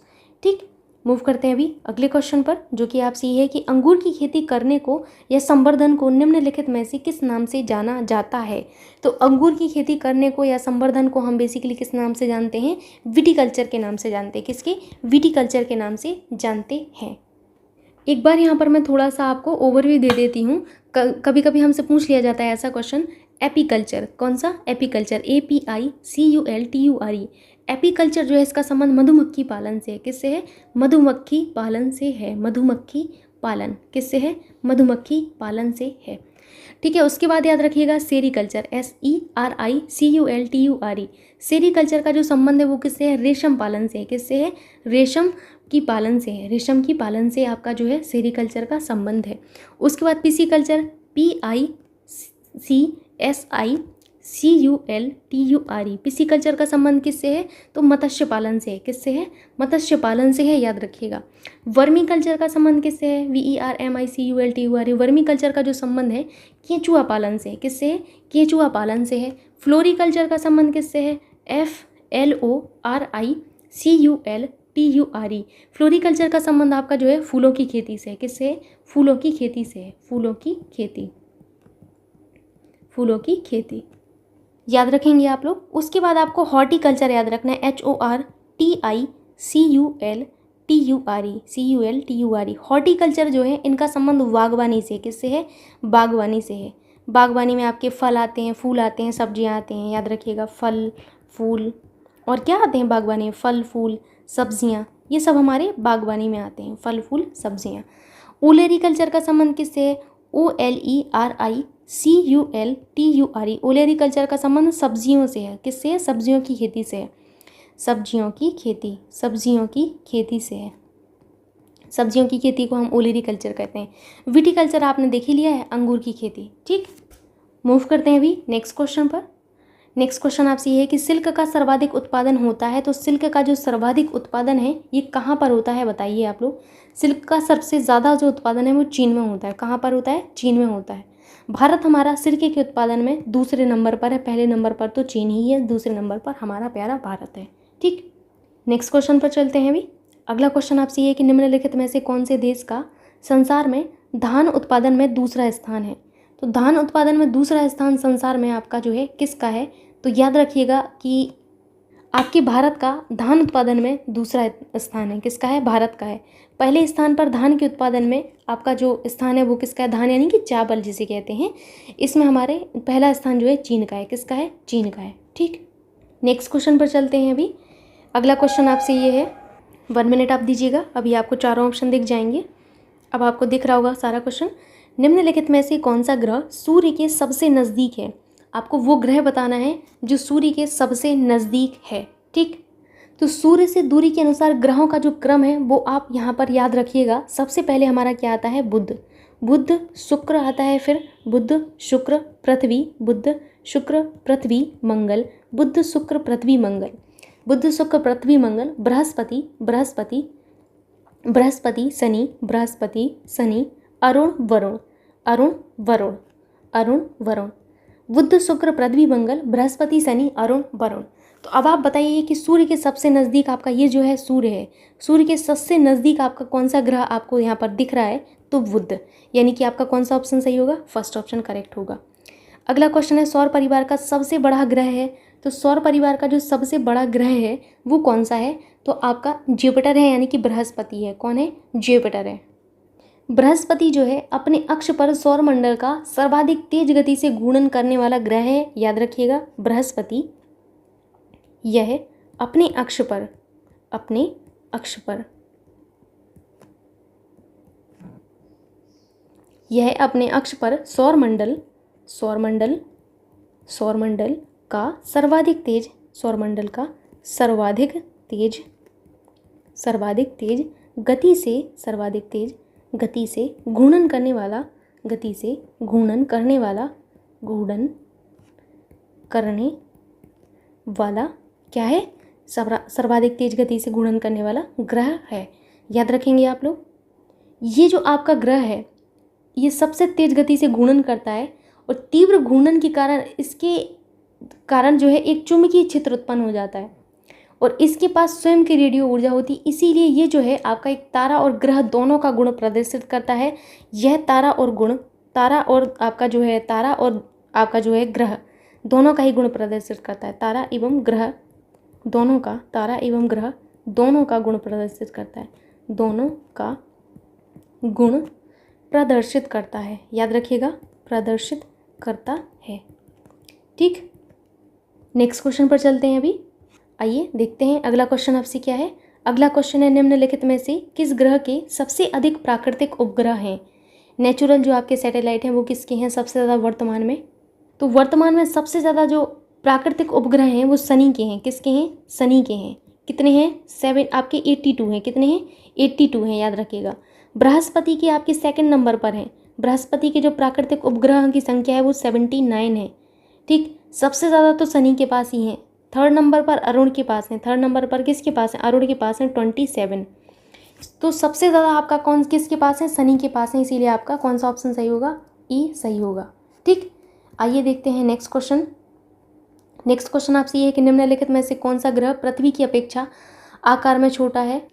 तो यहाँ पर आप याद रखिएगा कि आपका जो ग्रह है जो पृथ्वी के आकार में छोटा है वो कौन सा है, आपका शुक्र है। सौरमंडल में आप जो है एक बार ग्रहों को उनके आकार के अनुसार भी देख लीजिए तो आपको यहाँ पर क्लियर हो जाएगा। ठीक, सौरमंडल में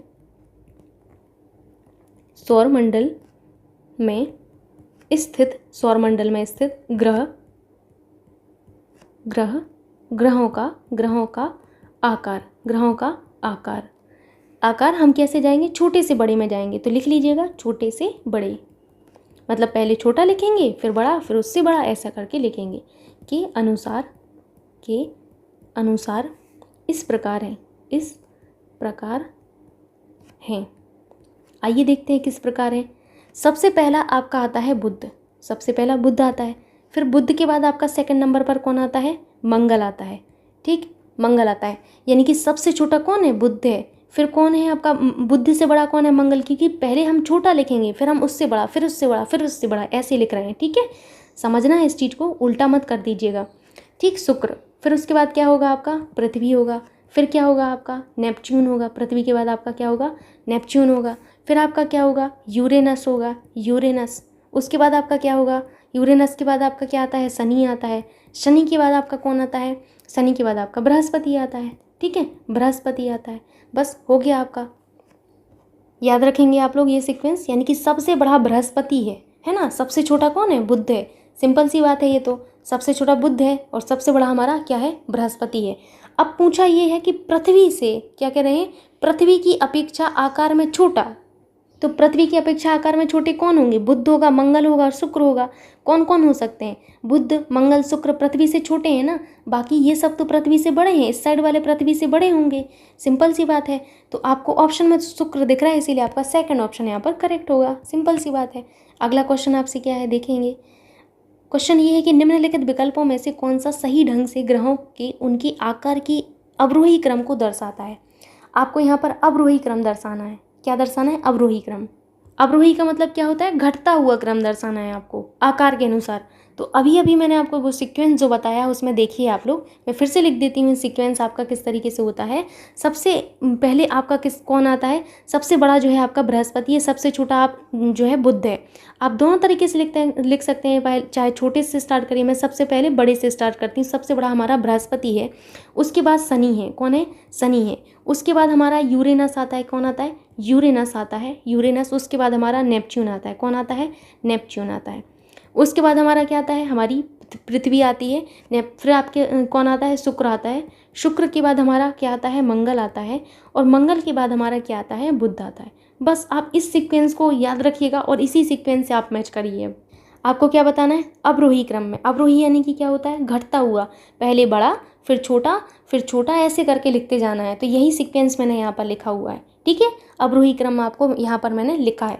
अब आप देख लीजिए, तो सबसे आपका जो सही सटीक बैठ रहा है वो यही बैठ रहा है। पहले यूरेनस, देखिए यूरेनस, फिर आपकी पृथ्वी, फिर आपका मंगल, फिर आपका बुध। थर्ड ऑप्शन करेक्ट होगा यहाँ पर। बाकी आपका कोई सा भी मैच नहीं हो रहा है। सूर्य का दीप्तिमान आमुख जिसे हम देखते हैं कहलाता है। तो सूर्य का जो हमारा रेडिएंट फेस होता है जिसे हम देखते हैं वो प्रकाश मंडल कहलाता है। क्या कहलाता है, प्रकाश मंडल, है ना। याद रखेंगे आप लोग। फोटोस्फीयर जिसे आप कहते हैं, प्रकाश मंडल यानी कि फोटोस्फीयर, फोटोस्फीयर। सूर्य का जो वातावरण है वो मुख्य रूप से प्रकाश मंडल यानी कि फोटोस्फीयर, प्रकाश मंडल, फोटोस्फीयर, वर्णमंडल यानी कि क्रोमोस्फीयर, क्रोमोस्फीयर, CHROMOSPHERE, क्रोमोस्फीयर यानी कि वर्णमंडल। मैं लिख देती हूँ वर्णमंडल। और कौन सा है, प्रभामंडल, प्रभामंडल। तीनों आपको याद होने चाहिए, ये वेरी वेरी इंपॉर्टेंट पूछ लिया जाता है। प्रभामंडल जिसे हम कोरोना कहते हैं, क्या कहते हैं, कोरोना, इनसे मिलकर बना होता है। सूर्य का वातावरण जो है आपका, ये जो आपको यहाँ पर मंडल दिख रहे हैं प्रमुख रूप से इन्हीं से मिलकर बना है हमारा। तो आपसे पूछा जाता है कि आपके सूर्य के वातावरण के कौन कौन से प्रमुख मंडल हैं, तो याद रखिएगा प्रकाश मंडल है, वर्णमंडल है, प्रभामंडल है, जिन्हें आप इंग्लिश में भी याद रखना है आपको। ठीक, मूव करें अभी नेक्स्ट क्वेश्चन पर। नेक्स्ट क्वेश्चन को देखते हैं। क्वेश्चन आपसे ये है कि नासा के अनुसार सूर्य के बाद पृथ्वी के निकटतम तारा कौन सा है। सूर्य के बाद होगा, ठीक है, सूर्य के बाद। तो नासा के अनुसार सूर्य के बाद पृथ्वी के निकटतम जो सितारा है आपका, सितारा कौन सा है, तो सबसे निकटतम जो सितारा कहें आप, तारा कहें, वो आपका कौन सा है, आपका है प्रॉक्सिमा सेंचुरी। कौन है? प्रॉक्सिमा सेंचुरी है। ठीक, अगला आपसे क्वेश्चन है, किस ग्रह को लाल ग्रह के नाम से जाना जाता है? तो वो ग्रह जिसको हम लाल ग्रह के नाम से जानते हैं कौन सा है? आप सभी को पता होगा, हम मंगल ग्रह को लाल ग्रह के नाम से जानते हैं। किसको? मंगल ग्रह को। इसका रंग जो है मंगल ग्रह का बेसिकली आयरन ऑक्साइड के कारण लाल है। किसके कारण? आयरन ऑक्साइड के कारण। आयरन ऑक्साइड, आयरन ऑक्साइड के कारण कैसा है? लाल रंग है। ठीक, इसके प्रमुख जो 2 उपग्रह हैं वो आप याद रखिएगा, बहुत ही महत्वपूर्ण है। मंगल के 2 प्रमुख उपग्रह हैं। 2 उपग्रह कौन से हैं? याद रखिएगा, पूछा जाता है आपसे। फोबोस और डीमोस। कौन है? फोबोस, फोबोस और कौन है? डीमोस है। फोबोस और डीमोस, फोबोस और डीमोस ये उपग्रह हैं। ठीक है। ठीक, अगर बात करूँ मैं शुक्र की, तो शुक्र को हम भोर का तारा कहते हैं, सांझ का तारा भी इसे ही कहते हैं, है ना। बुध जो है ये हमारा, बुध क्या है? बुध हमारा सूर्य का सबसे नज़दीक और सौरमंडल का सबसे छोटा ग्रह है। बृहस्पति हमारे सौरमंडल का सबसे बड़ा ग्रह है। ठीक, तो इन 3 की प्रॉपर्टी आपको पता होना चाहिए। मूव करते हैं नेक्स्ट क्वेश्चन पर। सबसे अधिक चमकीला जो है ग्रह कौन सा है? तो सबसे अधिक चमकीला ग्रह शुक्र है। कौन है? शुक्र है। शुक्र ग्रह सबसे गर्म और सबसे चमकीला है। ये सबसे गर्म भी है, याद रखिएगा, पूछा जाता है। सबसे गर्म एवं सबसे चमकीला, एवं सबसे चमकीला, सबसे गर्म एवं सबसे चमकीला है। इसे पृथ्वी की जुड़वा बहन और भोर और सांझ का तारा कहते हैं। वेरी वेरी इंपॉर्टेंट, शुक्र को हम पृथ्वी की जुड़वा बहन कहते हैं। किसकी? पृथ्वी की जुड़वा बहन, पृथ्वी की जुड़वा बहन, पृथ्वी की जुड़वा बहन कहते हैं। और क्या कहते हैं इसे? भोर और सांझ का तारा, भोर और सांझ का तारा, भोर और सांझ का तारा, याद रखिएगा। नेक्स्ट क्वेश्चन पर चलते हैं। आइए देखते हैं अगला क्वेश्चन आपसे क्या है। अगला क्वेश्चन आपसे ये है कि सूर्य की किरणों को पृथ्वी तक पहुंचने में लगभग कितना समय लगता है? तो सूर्य की किरणों को पृथ्वी तक पहुंचने में लगभग 499 या 499 अथवा आपका 500 सेकंड का समय लगता है। कितने सेकंड का? 499 या 500 सेकंड का समय लगता है। जब आप इसको कन्वर्ट करेंगे तो ये टोटल आपका 8 मिनट बनता है। क्या बनता है? 8 मिनट बनता है और 19 सेकंड बनता है। 8 मिनट 19 सेकंड आपका ये बनता है। इसीलिए आपका कहा जाता है कि आपका जो है सूर्य के प्रकाश को, आपके जो है सूर्य के प्रकाश को पृथ्वी तक पहुंचने में लगभग आपका 8 मिनट 20 सेकंड का समय लगता है। 8 मिनट 19 सेकंड या फिर 8 मिनट 20 सेकंड का आपका समय लगता है। याद रखिएगा आप लोग। तो आपको यहाँ पर कौन सा ऑप्शन मैच हो रहा है? डी आपका ऑप्शन मैच हो रहा है, 500 सेकंड। ठीक, मूव करते हैं अभी नेक्स्ट क्वेश्चन पर। अगला क्वेश्चन आपसे ये है कि निम्नलिखित में से कौन सा ग्रह इनर प्लैनेट की श्रेणी में आता है? देखिए, ये क्वेश्चन बहुत इंपॉर्टेंट है और ऐसा क्वेश्चन परीक्षा में पूछा जाता है। तो आपको पहले समझना है कि हम इनर प्लैनेट किन्हें कहते हैं। तो सौरमंडल से, सूर्य से दूरी के आधार पर आंतरिक और बाह्य ग्रहों की कल्पना आपकी की गई है। ठीक है, आंतरिक ग्रहों में आपकी क्या आते हैं? इनर जो आपके प्लैनेट हैं इनमें कौन आते हैं? तो इनमें आपका बुध आता है। इनर प्लैनेट में बुध आता है, शुक्र आता है, बुध शुक्र, और आपका कौन आता है? पृथ्वी मंगल। बुध शुक्र पृथ्वी मंगल जो हैं ये हमारे इनर प्लैनेट में आते हैं। ठीक है, हमारे जो इनर प्लैनेट हैं, ध्यान से सुनिएगा, इनर प्लैनेट हमारे जो आंतरिक ग्रह हैं ये सिलिकेट और धातुओं से बने होते हैं। किससे? सिलिकेट और धातुओं से। सिलिकेट और किससे? धातुओं से बने होते हैं। सिलिकेट और धातुओं से ये मिलकर बने होते हैं। जबकि जो हमारे बाह्य ग्रह हैं, जो हमारे बाह्य ग्रह होते हैं जिन्हें आप क्या कहेंगे? Outer planet. तो ये जो हमारे बाह्य ग्रह होते हैं इनका निर्माण जो है गैसों से होता है। किससे होता है? गैसों की प्रधानता होती है बाह्य ग्रहों में। बाह्य ग्रह होते हैं जो हमारे, ध्यान से सुनिएगा, पूछा जाता है बाह्य ग्रह में कौन कौन आते हैं। तो बाह्य ग्रह में आपके जो बच्चे हैं बाकी उनको कर दीजिए। बुध शुक्र पृथ्वी मंगल हो गया था। यहाँ पर आपका बृहस्पति शनि, अरुण और कौन? वरुण। याद रखेंगे आप लोग, बाह्य ग्रह में कौन आते हैं और आपके आंतरिक ग्रहों में कौन आते हैं। तो अब आपको आपका आंसर मिल गया होगा कि निम्नलिखित में से कौन सा ग्रह आंतरिक ग्रहों की श्रेणी में आता है। तो आंतरिक ग्रहों की श्रेणी में आपका कौन नहीं आता है? पहले तो यहाँ क्वेश्चन को करेक्ट कर लीजिए। क्वेश्चन ये था कि कौन सा आपका आंतरिक ग्रहों की श्रेणी में नहीं आता है। ठीक है, तो देखिए, बुध आता है आपका आंतरिक ग्रह में, शुक्र आता है आपका आंतरिक ग्रह में, और क्या आता है? मंगल आता है। लेकिन वरुण नहीं आता भाई, वरुण हमारा आंतरिक ग्रह में नहीं आता है। याद रखिएगा आप लोग, मूव करते हैं अभी नेक्स्ट क्वेश्चन पर। अगला क्वेश्चन आप सभी से ये है, पृथ्वी डैश पथ पर सूर्य की परिक्रमा करती है। तो पृथ्वी किस पथ पर सूर्य की परिक्रमा करती है? तो पृथ्वी सूर्य की परिक्रमा आपकी जो है इलिप्टिकल यानी कि अंडाकार पथ पर करती है। किस पर? इलिप्टिकल यानी कि अंडाकार। क्या कहते हैं इसको? इलिप्टिकल। ELLIPTICAL, elliptical. जो पृथ्वी है इसके द्वारा सूर्य की कक्षा में चक्कर लगाना भू परिक्रमण कहलाता है। याद रखिएगा, पृथ्वी द्वारा सूर्य की परिक्रमा, सूर्य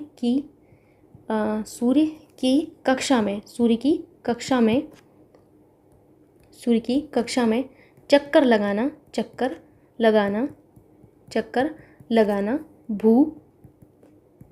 भू परिक्रमण कहलाता है। क्या कहलाता है?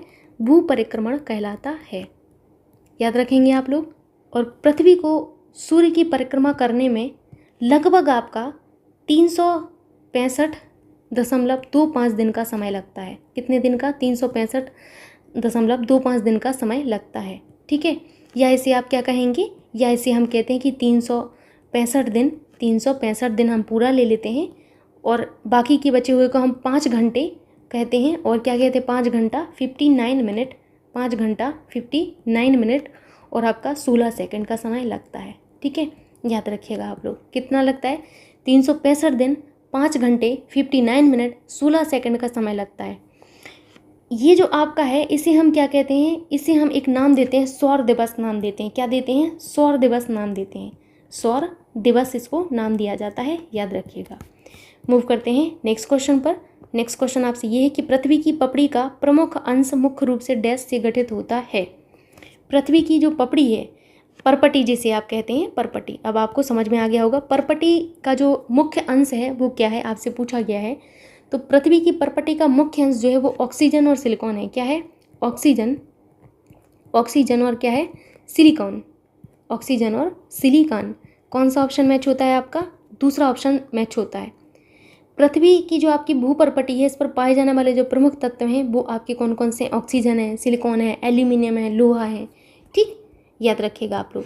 अगला क्वेश्चन आपसे ये है कि पृथ्वी का कठोर बाहरी हिस्सा जिसे क्रस्ट और वह जो हिस्सा है मेंटल शामिल है उसे कहा जाता है। बताइए आप लोग क्या कहते हैं इसे? पृथ्वी का जो कठोर बाहरी हिस्सा है जिसे क्रस्ट और वह मेंटल शामिल जिसमें होता है उसे हम क्या कहते हैं? तो उसे हम कहते हैं स्थलमंडल। क्या कहते हैं? स्थलमंडल कहते हैं। तो स्थलमंडल जो है भूपृष्ठ पर पाए जाने वाले ठोस सेल पदार्थों की एक परत होती है। इसका निर्माण आपके खनिज तत्वों से, सेल से, मिट्टी से होता है। अगर मैं बात करूँ स्थलमंडल की, तो स्थलमंडल संपूर्ण जो आपकी पृथ्वी है, स्थलमंडल संपूर्ण पृथ्वी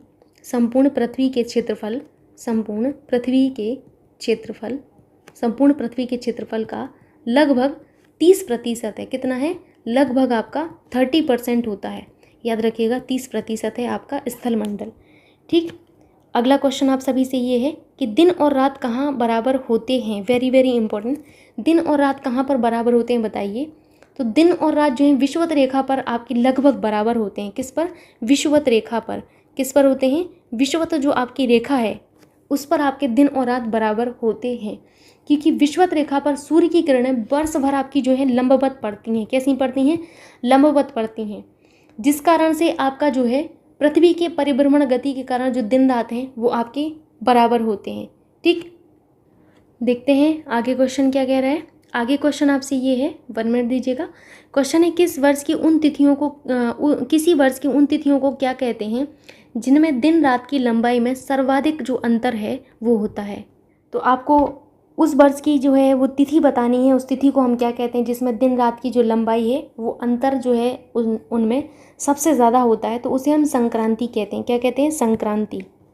क्योंकि दिन और रात की लंबाई में जो सर्वाधिक अंतर होता है ना वो संक्रांति पर ही होता है। Very very important. संक्रांति जो आपकी होती है उसमें दिन और रात की जो लंबाई है इसमें अंतर सबसे ज़्यादा होता है। याद रखिएगा आप लोग। कर्क संक्रांति के समय उत्तरी गोलार्ध में सबसे लंबा दिन और सबसे छोटी रात होती है। इसके विपरीत दक्षिणी गोलार्ध में आपका जो है सबसे छोटा दिन होता है और सबसे लंबी रात होती है। ठीक, मूव करते हैं अगले क्वेश्चन पर। क्वेश्चन आपसे ये है, 1 मिनट आप दीजिएगा, अभी आपको ऑप्शन दिख रहे होंगे। 1 डिग्री अक्षांश लैटीट्यूड कितने किलोमीटर को दर्शाता है? तो 1 डिग्री जो लैटीट्यूड है ये हमारा 111 किलोमीटर को दर्शाता है। कितने को? 111 किलोमीटर को आपका ये दर्शाता है। ग्लोब पर भूमध्य रेखा के समांतर खींची गई जो काल्पनिक रेखाएं हैं इनको हम अक्षांश रेखाएं कहते हैं। क्या कहते हैं? अक्षांश रेखा कहते हैं। जो आपका ग्लोब है इस पर भूमध्य रेखा के समांतर जो खींची गई रेखाएं हैं इसको हम क्या कहते हैं? इन काल्पनिक रेखाओं को ही हम अक्षांश रेखा कहते हैं। ठीक है, अगला क्वेश्चन आप देख लीजिए। अगला क्वेश्चन है आपसे, अक्षांश का एक वृत्त जो पृथ्वी की भूमध्य रेखीय सतह से 52 डिग्री दक्षिण है डैश कहलाता है। तो यहाँ ये क्वेश्चन जो है आपका बहुत ही महत्वपूर्ण है।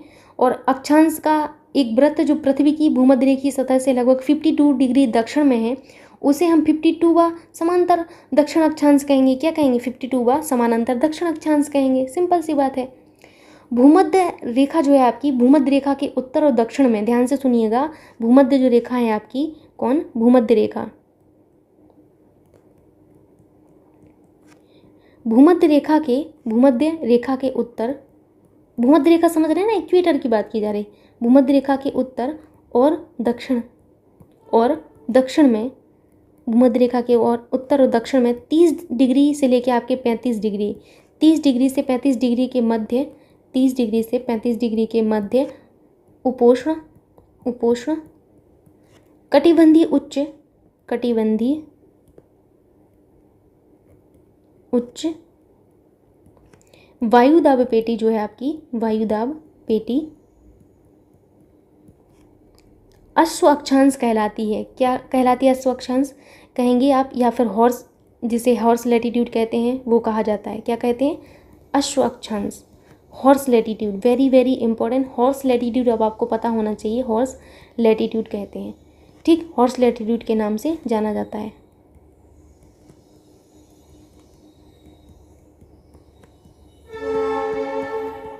ठीक, तो भूमध्य रेखा के उत्तर और दक्षिण में 30 से 35 डिग्री के मध्य उपोष्ण कटिबंधीय उच्च वायुदाब जो पेटी है इसको हॉर्स अक्षांश कहते हैं। हॉर्स जो है आपका लैटीट्यूड कहा जाता है। ये बहुत ही महत्वपूर्ण टर्म है, याद रखिएगा। ठीक है, अगला क्वेश्चन आपसे ये कि पृथ्वी का अर्धव्यास कितना है? तो पृथ्वी का जो अर्धव्यास है वो आपका कितना है? 6371 किलोमीटर। तीसरा ऑप्शन यहाँ पर करेक्ट होगा, याद रखिएगा आप लोग। नेक्स्ट क्वेश्चन पर मूव करते हैं। अभी नेक्स्ट क्वेश्चन आपसे ये है कि 1 घंटे के समयांतर में देशांतरीय दूरी लॉन्गिट्यूडनल डिस्टेंस होगी। बताइए कितनी डिस्टेंस होगी? तो यहाँ पर आप याद रखिएगा कि जो आपकी 1 घंटे में समयांतर दूरी होगी उसको आप कैसे कैलकुलेट करेंगे। आप सभी को पता है कि आपकी जो पृथ्वी है वो अपने अक्ष पर 24 घंटे में अपना जो है एक चक्कर लगाती है। कितना चक्कर लगाती है? एक चक्कर 24 घंटे में लगाती है। और इस प्रक्रिया में वो कितना घूमती है? 360 डिग्री घूमती है। तो 1 घंटे में कितना घूमेगी पृथ्वी? सिंपल सी बात है, 360/24 कर दीजिए। कितना आएगा? 15 डिग्री आ जाएगा। करेक्ट आंसर होगा पहला। नेक्स्ट क्वेश्चन है आपसे कि वसंत विषुव होता है। देखिए ये बिल्कुल सीधा सीधा क्वेश्चन परीक्षा में पूछा जाता है, पिछली बार की पेट परीक्षा में आया हुआ है। Very very important. वसंत विषुव जो होता है ये आपका कब होता है? तो वसंत जो विषुव होता है आपका वो आपका 21 मार्च को होता है। कब? 21 मार्च को। ध्यान से सुनिएगा, 22-23 सितंबर। कब? 22-23 सितंबर को शरद विषुव के समय दिन रात जो है आपकी दिन रात बराबर होते हैं। तो अब आपको पता चल गया होगा कि शरद विषुव कब होता है। ठीक है, याद रखिएगा, महत्वपूर्ण है। ठीक, और इन स्थितियों में होता क्या है? सूर्य विषुवत रेखा पर लंबवत पड़ता है। किस पर? इक्वेटर पर आपका लंबवत पड़ता है। अगला क्वेश्चन हम देखते हैं। वर्ष का सबसे लंबा दिन है, ये आपसे पूछा गया है कि वर्ष का सबसे लंबा दिन कौन सा है। तो याद रखिएगा कि उत्तरी गोलार्ध में शीत अयनांत जो होता है आपका, क्या? शीत अयनांत, विंटर सॉल्स्टाइस जो आपका होता है, अर्थात जो आपका 21-22 दिसंबर को होता है, इसको वर्ष का सबसे छोटा दिन होता है। इसके विपरीत ग्रीष्म अयनांत जो होता है आपका, समर जो आपका सोल्स्टाइस होता है, इसके समय उत्तरी गोलार्ध में 20 और 21 जून को वर्ष का सबसे लंबा दिन होता है। ठीक, अब इसके विपरीत हम अगर दक्षिण गोलार्ध में बात करें तो दक्षिणी गोलार्ध में आपका जो है 20-21 जून को आपका सबसे छोटा दिन और 21 और 22 दिसंबर को आपका सबसे बड़ा दिन होता है। तो दोनों ही कंडीशन आपको याद रखनी है, महत्वपूर्ण है। ठीक है, मैं यहाँ पर नोट कर देती हूँ आपके लिए। 1 मिनट आप दीजिएगा। आपको देखना है उत्तरी गोलार्ध, उत्तरी गोलार्ध में शीत अयनांत, उत्तरी गोलार्ध में शीत अयनांत विंटर सोल्स्टाइज SOLSTICE सोल्स्टाइज अर्थात 21-22 दिसंबर 21-22 दिसंबर को सबसे छोटा दिन होता है। कहाँ पर बात करी जा रही है? उत्तरी गोलार्ध की बात की जा रही है। कंफ्यूज नहीं होना है आपको, उत्तरी गोलार्ध का अलग है, दक्षिणी गोलार्ध का अलग है। 21-22 दिसंबर को क्या होता है? इस दिन को सबसे छोटा दिन होता है। क्या होता है? सबसे छोटा दिन। ठीक है, सबसे छोटा दिन होता है। ठीक, अब मैं सबसे बड़ा दिन पूछूं अगर आपका जो है उत्तरी गोलार्ध में, तो याद रखिएगा सबसे बड़ा जो दिन होता है उत्तरी गोलार्ध में, सबसे लंबा दिन जिसे आप कहेंगे, ये आपका 20-21 जून को होता है। 20-21 जून को है जो है आपका सबसे लंबा दिन होता है। ठीक है, सबसे लंबा दिन। ठीक, ये अब आपसे यहाँ पर उत्तरी गोलार्ध की बात हुई है। अब मैं यहाँ पर आपको दक्षिणी गोलार्ध की बात बता रही हूँ। किसकी? दक्षिणी गोलार्ध की बात बता रही हूँ। दक्षिणी गोलार्ध। तो दक्षिणी गोलार्ध में भी आपको इसी तरीके से याद रखना है कि सबसे बड़ा दिन कौन सा होता है, सबसे छोटा दिन कौन सा है। तो सबसे छोटा जो दिन है आपका, सबसे छोटा दिन कब होता है? सबसे छोटा दिन आपका 20-21 जून को होता है। ठीक, और आपका 21 और आपके 22 दिसंबर को, 21 और 22 दिसंबर को आपके दक्षिणी गोलार्ध में आपका सबसे बड़ा दिन होता है। ठीक है, सबसे बड़ा दिन। ठीक, बड़ा दिन। तो आपको कंफ्यूज नहीं होना है, अब आपके सामने है, आप चीज़ों को बस याद रखिएगा। सीधा सीधा क्वेश्चन आपसे आएगा तो आप आंसर कर सकते हैं। यहाँ पर आपका करेक्ट आंसर क्या होगा? 21 जून आपका करेक्ट आंसर होगा और कोई सा मैच नहीं होगा।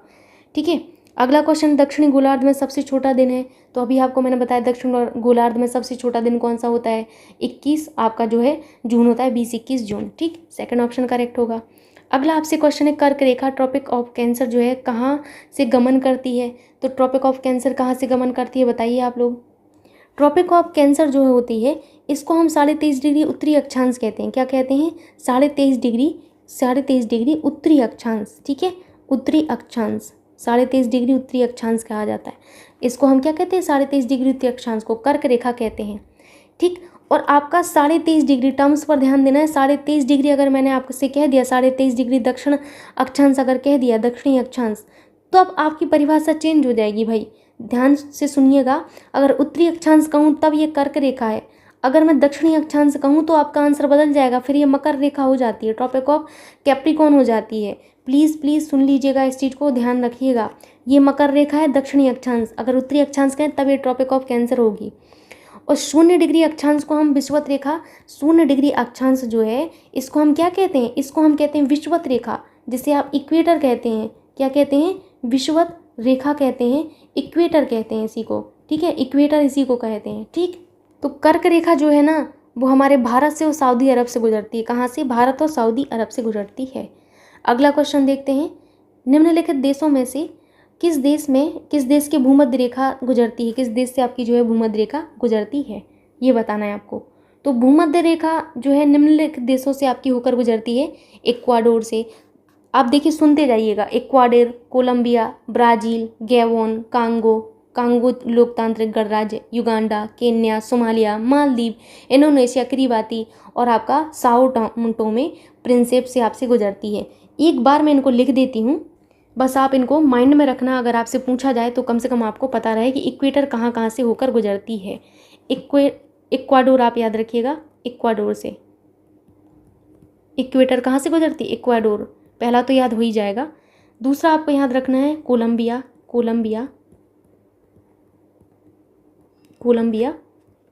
1 मिनट दीजिएगा आप लोग। कोलंबिया के बाद आप लिखिएगा ब्राज़ील, उसके बाद आप लिखिएगा गैबन, उसके बाद आप लिखिएगा कांगो, गैबन, कांगो लोकतांत्रिक गणराज्य, Uganda, Kenya, Uganda, Kenya, Somalia, Maldives, Indonesia, Kiribati, Sao Thome और प्रिंसिपे। ठीक है, तो आपको याद रखना है इतनी कंट्री से होकर, जो इतने देशों से होकर आपकी इक्वेटर गुजरती है। आपका आंसर आपको मिल ही गया होगा कहाँ कहाँ से, कोलंबिया, केन्या और इंडोनेशिया। कोलंबिया, केन्या और इंडोनेशिया। ठीक है, अगला क्वेश्चन देखिए आप लोग, 1 मिनट आप दीजिएगा, अभी आपको पूरा क्वेश्चन यहाँ पर दिख रहा होगा। क्वेश्चन आपसे ये है कि डैश प्राचीन भूमि आपकी जो है विशाल एकीकृत महाद्वीप पेंजिया का दक्षिणी भाग है, जिसके उत्तरी भाग में अंगारा भूमि स्थित है। क्वेश्चन आपको समझ में आ रहा है? आपको ये बताने कि किस प्राचीन विशाल एकीकृत महाद्वीप पेंजिया का दक्षिणी भाग है, जिसके उत्तरी भाग में अंगारा भूमि आपकी जो है स्थित है। आप सभी को पता होगा गोंडवाना भूमि, कौन सी? गोंडवाना भूमि जो है आपकी, गोंडवाना भूमि प्राचीन विशाल एकीकृत महाद्वीप पेंजिया या दक्षिणी भाग, पेंजिया का जो है दक्षिणी भाग है। और इसके उत्तरी भाग में अंगारा भूमि है। क्या है? उत्तरी भाग में अंगारा भूमि है। क्या है? अंगारा भूमि है, याद रखिएगा। और दक्षिणी भाग में क्या है? अभी आपने देखा दक्षिणी भाग में गोंडवाना लैंड है आपकी, गोंडवाना भूमि आप जैसे कहेंगे, गोंडवाना भूमि। ठीक, जो गोंडवाना लैंड है, इस भूभाग के विशाल क्षेत्र में आपका कौन कौन आता है? तो ये आपके लिए महत्वपूर्ण है। गोंडवाना भूमि के विशाल क्षेत्र में आपका प्यारा भारत आता है। ध्यान से सुनिएगा, भारत आता है। और क्या आता है आपका?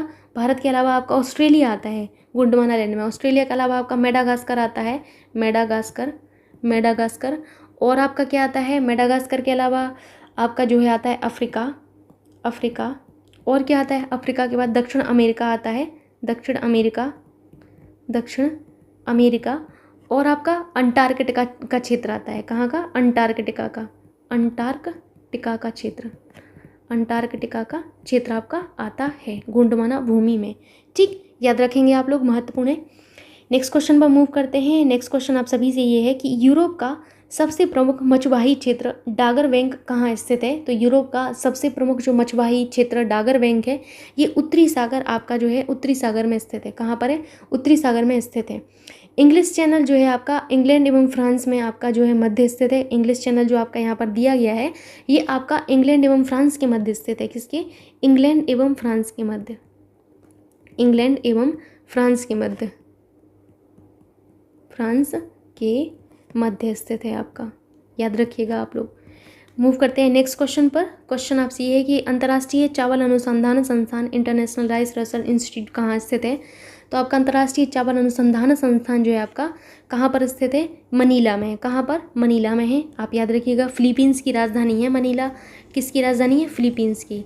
फिलीपींस की कैपिटल है आपकी मनीला। और वर्ष 1960 में स्थापित जो आपका ये केंद्र है, कब? वर्ष 1960 में स्थापित यह केंद्र आपका चावल अनुसंधान के मामले में सबसे पुराना अनुसंधान केंद्र है। ठीक, वर्ष 2018 में केंद्र सरकार की पहल पर अंतर्राष्ट्रीय चावल अनुसंधान का वाराणसी में दक्षिण एशिया क्षेत्रीय केंद्र आपका खोला गया। कहाँ पर? वाराणसी में खोला गया है। ये बहुत महत्वपूर्ण है, इसको मैं नोट करवा देती हूँ, लिख लीजिएगा। वर्ष 2018 में, कब? वर्ष 2018 में केंद्र सरकार की पहल पर, किसकी पहल पर? केंद्र सरकार की पहल पर वाराणसी में, कहाँ पर? वाराणसी में दक्षिण एशिया क्षेत्रीय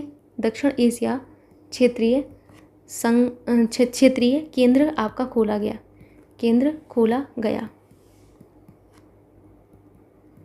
ठीक, यह क्षेत्रीय केंद्र वाराणसी में स्थित राष्ट्रीय बीज अनुसंधान एवं प्रशिक्षण केंद्र परिसर में है। ठीक, किस में स्थित है ये जो आपका क्षेत्रीय केंद्र है? ये आपका जो क्षेत्रीय केंद्र है, यह राष्ट्रीय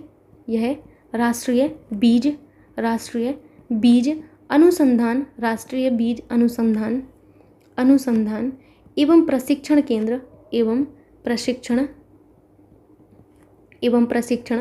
केंद्र के परिसर में स्थित है। परिसर में स्थित है। परिसर में है। ठीक है, याद रखिएगा, महत्वपूर्ण है। मूव करते हैं नेक्स्ट क्वेश्चन पर। आपसे क्वेश्चन ये है कि असंगत मिलान करें। दुनिया का सबसे बड़ा प्राणी ब्लू व्हेल, दुनिया का सबसे बड़ा डेल्टा सुंदरबन, दुनिया में सबसे गहरी झील सुपीरियर, दुनिया में सबसे बड़ा रेगिस्तान सहारा। बताइए इनमें से आपका कौन सा मैच नहीं होता है। तो आपके लिए आसान है, तो आपका कौन सा मैच नहीं होता है। इनमें से दुनिया की सबसे गहरी झील जो है आपकी कनाडा एवं संयुक्त राज्य अमेरिका में स्थित सुपीरियर झील नहीं है, बल्कि आपकी बैकाल झील है। कौन सी है? बैकाल झील है। ये मैंने बताया है आपको, बैकाल झील। बाकी सब आपके मैच होते हैं। ठीक है, नेक्स्ट क्वेश्चन पर चलते हैं। अगला आपसे क्वेश्चन है पटाखा। आपकी पटाखा नहीं, ये अलग ही पटाखा है। ठीक, पटाखा जो है किस देश की मुद्रा है? तो ये मकाऊ की है। कहाँ की है? मकाऊ की मुद्रा है ये। ठीक है, मकाऊ चीन का एक विशेष प्रशासनिक क्षेत्र है। ठीक है, अगला क्वेश्चन आप सभी से है। 1 मिनट आप दीजिएगा, अभी आपको दिख जाएगा। हाँ, अब दिख रहा होगा क्वेश्चन। क्वेश्चन है कि निम्नलिखित में से किसे हिंद महासागर इंडियन ओशियन के सबसे गहरे बिंदु के रूप में जाना जाता है? तो हिंद महासागर के सबसे गहरे बिंदु के रूप में सुंडा ट्रेंच को जाना जाता है। किसको? सुंडा ट्रेंच को जाना जाता है। अब ये तो हिंद महासागर की बात हो गई। अब एक तरीके का और प्रश्न बनता है जो आपको ध्यान से सुनना है। विश्व की सबसे गहरी गर्त अगर पूछा जाए आपसे, विश्व का मैं कह रही हूँ, विश्व का सबसे गहरा गर्त, विश्व का सबसे गहरा जो गर्त है वो कौन सा है? तो विश्व का सबसे गहरा जो गर्त है इसका नाम है मेरियाना ट्रेंच। क्या नाम है? Mariana trench. Mariana trench. और इसे चैलेंजर भी कहते हैं। क्या कहते हैं? चैलेंजर भी कहते हैं। तो आपको कंफ्यूज नहीं होना, दोनों ही नाम याद रखने हैं। चैलेंजर भी कहते हैं। ये कहाँ स्थित है? तो ये आपके पैसिफिक ओशियन प्रशांत महासागर में स्थित है। वेरी वेरी इंपॉर्टेंट, आपसे यही पूछा जाता है विश्व का सबसे गहरा गर्त किस महासागर में स्थित है? प्रशांत महासागर में। नाम क्या है? मेरियाना ट्रेंच है। ठीक है, प्रशांत महासागर में स्थित है। महासागर, ठीक, इसमें स्थित है। हिंद महासागर का सबसे गहरा गर्त आपका सुंडा ट्रेंच है। अगला क्वेश्चन देखते हैं। 1 मिनट आप दीजिएगा, अभी आपको चारों ऑप्शन दिख रहे हैं। क्वेश्चन है कि प्रसिद्ध जावा ट्रेंच नामक सबसे गहरा स्थल किस महासागर में स्थित है? तो जो जावा ट्रेंच है ये हिंद महासागर में स्थित है। कहाँ पर है? हिंद महासागर में स्थित है। और प्रसिद्ध जावा ट्रेंच जिसका वर्तमान नाम क्या है? सुंडा ट्रेंच है। क्या है? सुंडा ट्रेंच है। इसका नाम क्या है? सुंडा ट्रेंच। सुंडा ट्रेंच, ये हिंद महासागर में स्थित है। अगला क्वेश्चन देखते हैं। अगला क्वेश्चन काफ़ी अच्छा है। चंद्रमा का आकार पृथ्वी के आकार का लगभग है। तो यहाँ पर आप याद रखिएगा कि चंद्रमा का आकार पृथ्वी के आकार का लगभग 1/4 है। कितना है? 1/4 है। 1/4। ठीक, 1/4। यहाँ पर आपका कौन सा करेक्ट होगा? Second option. लेकिन एक चीज़ और आपको याद रखना है, चंद्रमा पर किसी वस्तु के गुरुत्वाकर्षण बल का मान पृथ्वी का 1/6 भाग होता है। तो ये भी आपसे पूछा जा सकता है। चंद्रमा पर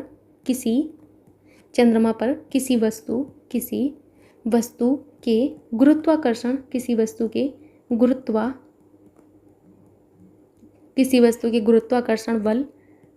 गुरुत्वाकर्षण बल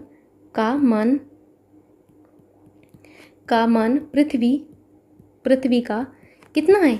1/6 भाग होता है। ठीक है, होता है। कंफ्यूज नहीं होना है। गुरुत्वाकर्षण अगर पूछा जाए पृथ्वी के मुकाबले तो 1/6, लेकिन अगर आकार पूछा जाए तो आपका 1/4 होगा। ठीक है, याद रखना है आपको, महत्वपूर्ण है। अगला क्वेश्चन आपसे है गैलेरिस ज्वालामुखी किस देश में स्थित है? तो गैलेरिस आपका जो ज्वालामुखी है ये आपका कोलंबिया में स्थित है। कहाँ पर? कोलंबिया में स्थित है।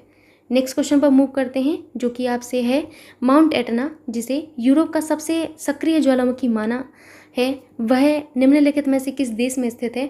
तो माउंट एटना जो है यूरोप का सबसे सक्रिय ज्वालामुखी एक्टिव वोल्केनो माना जाता है। ये जो है आपका इटली में स्थित है। कहाँ पर? इटली में स्थित है। याद रखिएगा, इटली में स्थित है। और ये यूरोप का सबसे सक्रिय ज्वालामुखी है mount Etna. Very very important, पूरे यूरोप भर की बात की जा रही है। यूरोप का सबसे सक्रिय ज्वालामुखी, यूरोप का सर्वाधिक कहेंगे आप, सर्वाधिक सक्रिय ज्वालामुखी यानी कि एक्टिव वोल्केनो ज्वालामुखी। ठीक है, अगले क्वेश्चन पर चलते हैं।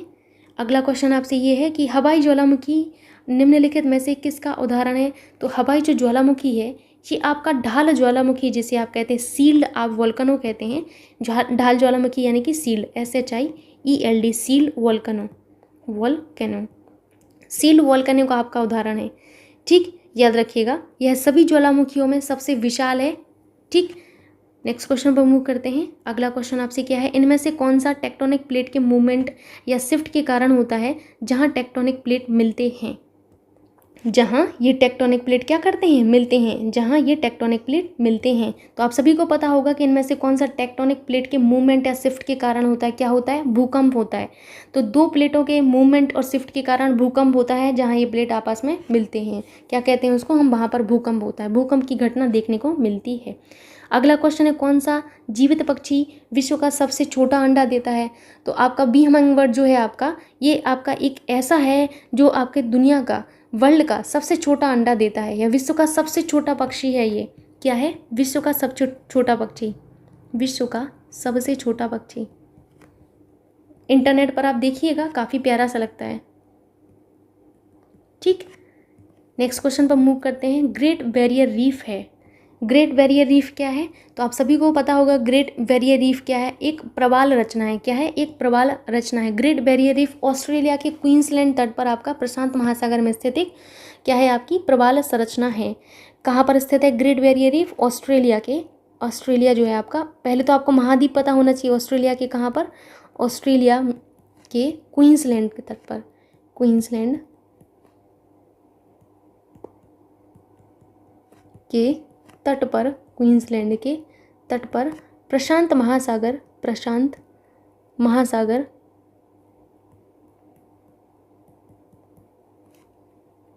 प्रशांत महासागर में स्थित है। और ये जो है आपकी विश्व की सबसे बड़ी मूंगा चट्टान प्रणाली है। Very very important, great barrier reef आपका जो है विश्व का, वर्ल्ड की बात की जा रही है, विश्व का सबसे बड़ा मूंगा चट्टान प्रणाली है, मूंगा चट्टान प्रणाली है। ठीक, याद रखेंगे आप लोग। और ये अपनी जैव विविधता के लिए बहुत ही ज़्यादा फेमस है। 1981 में, कब, 1981 में इसे विश्व विरासत स्थल भी घोषित किया गया था। लास्ट क्वेश्चन जो है आपका इस सीरीज़ का, इस मैराथन का, वो ये है कि निम्नलिखित में से कौन सा पदार्थ समुद्र जल से निकाला गया है? तो ऐसा पदार्थ बताइए जो समुद्र जल से निकाला गया है, तो वो है आपका ब्रोमीन। कौन है? ब्रोमीन। ब्रोमीन समुद्री जल और खारी झीलों के जल में पाया जाता है, याद रखिएगा। इसकी जो खोज है आपके ए जे वालार्ड ने, किसने?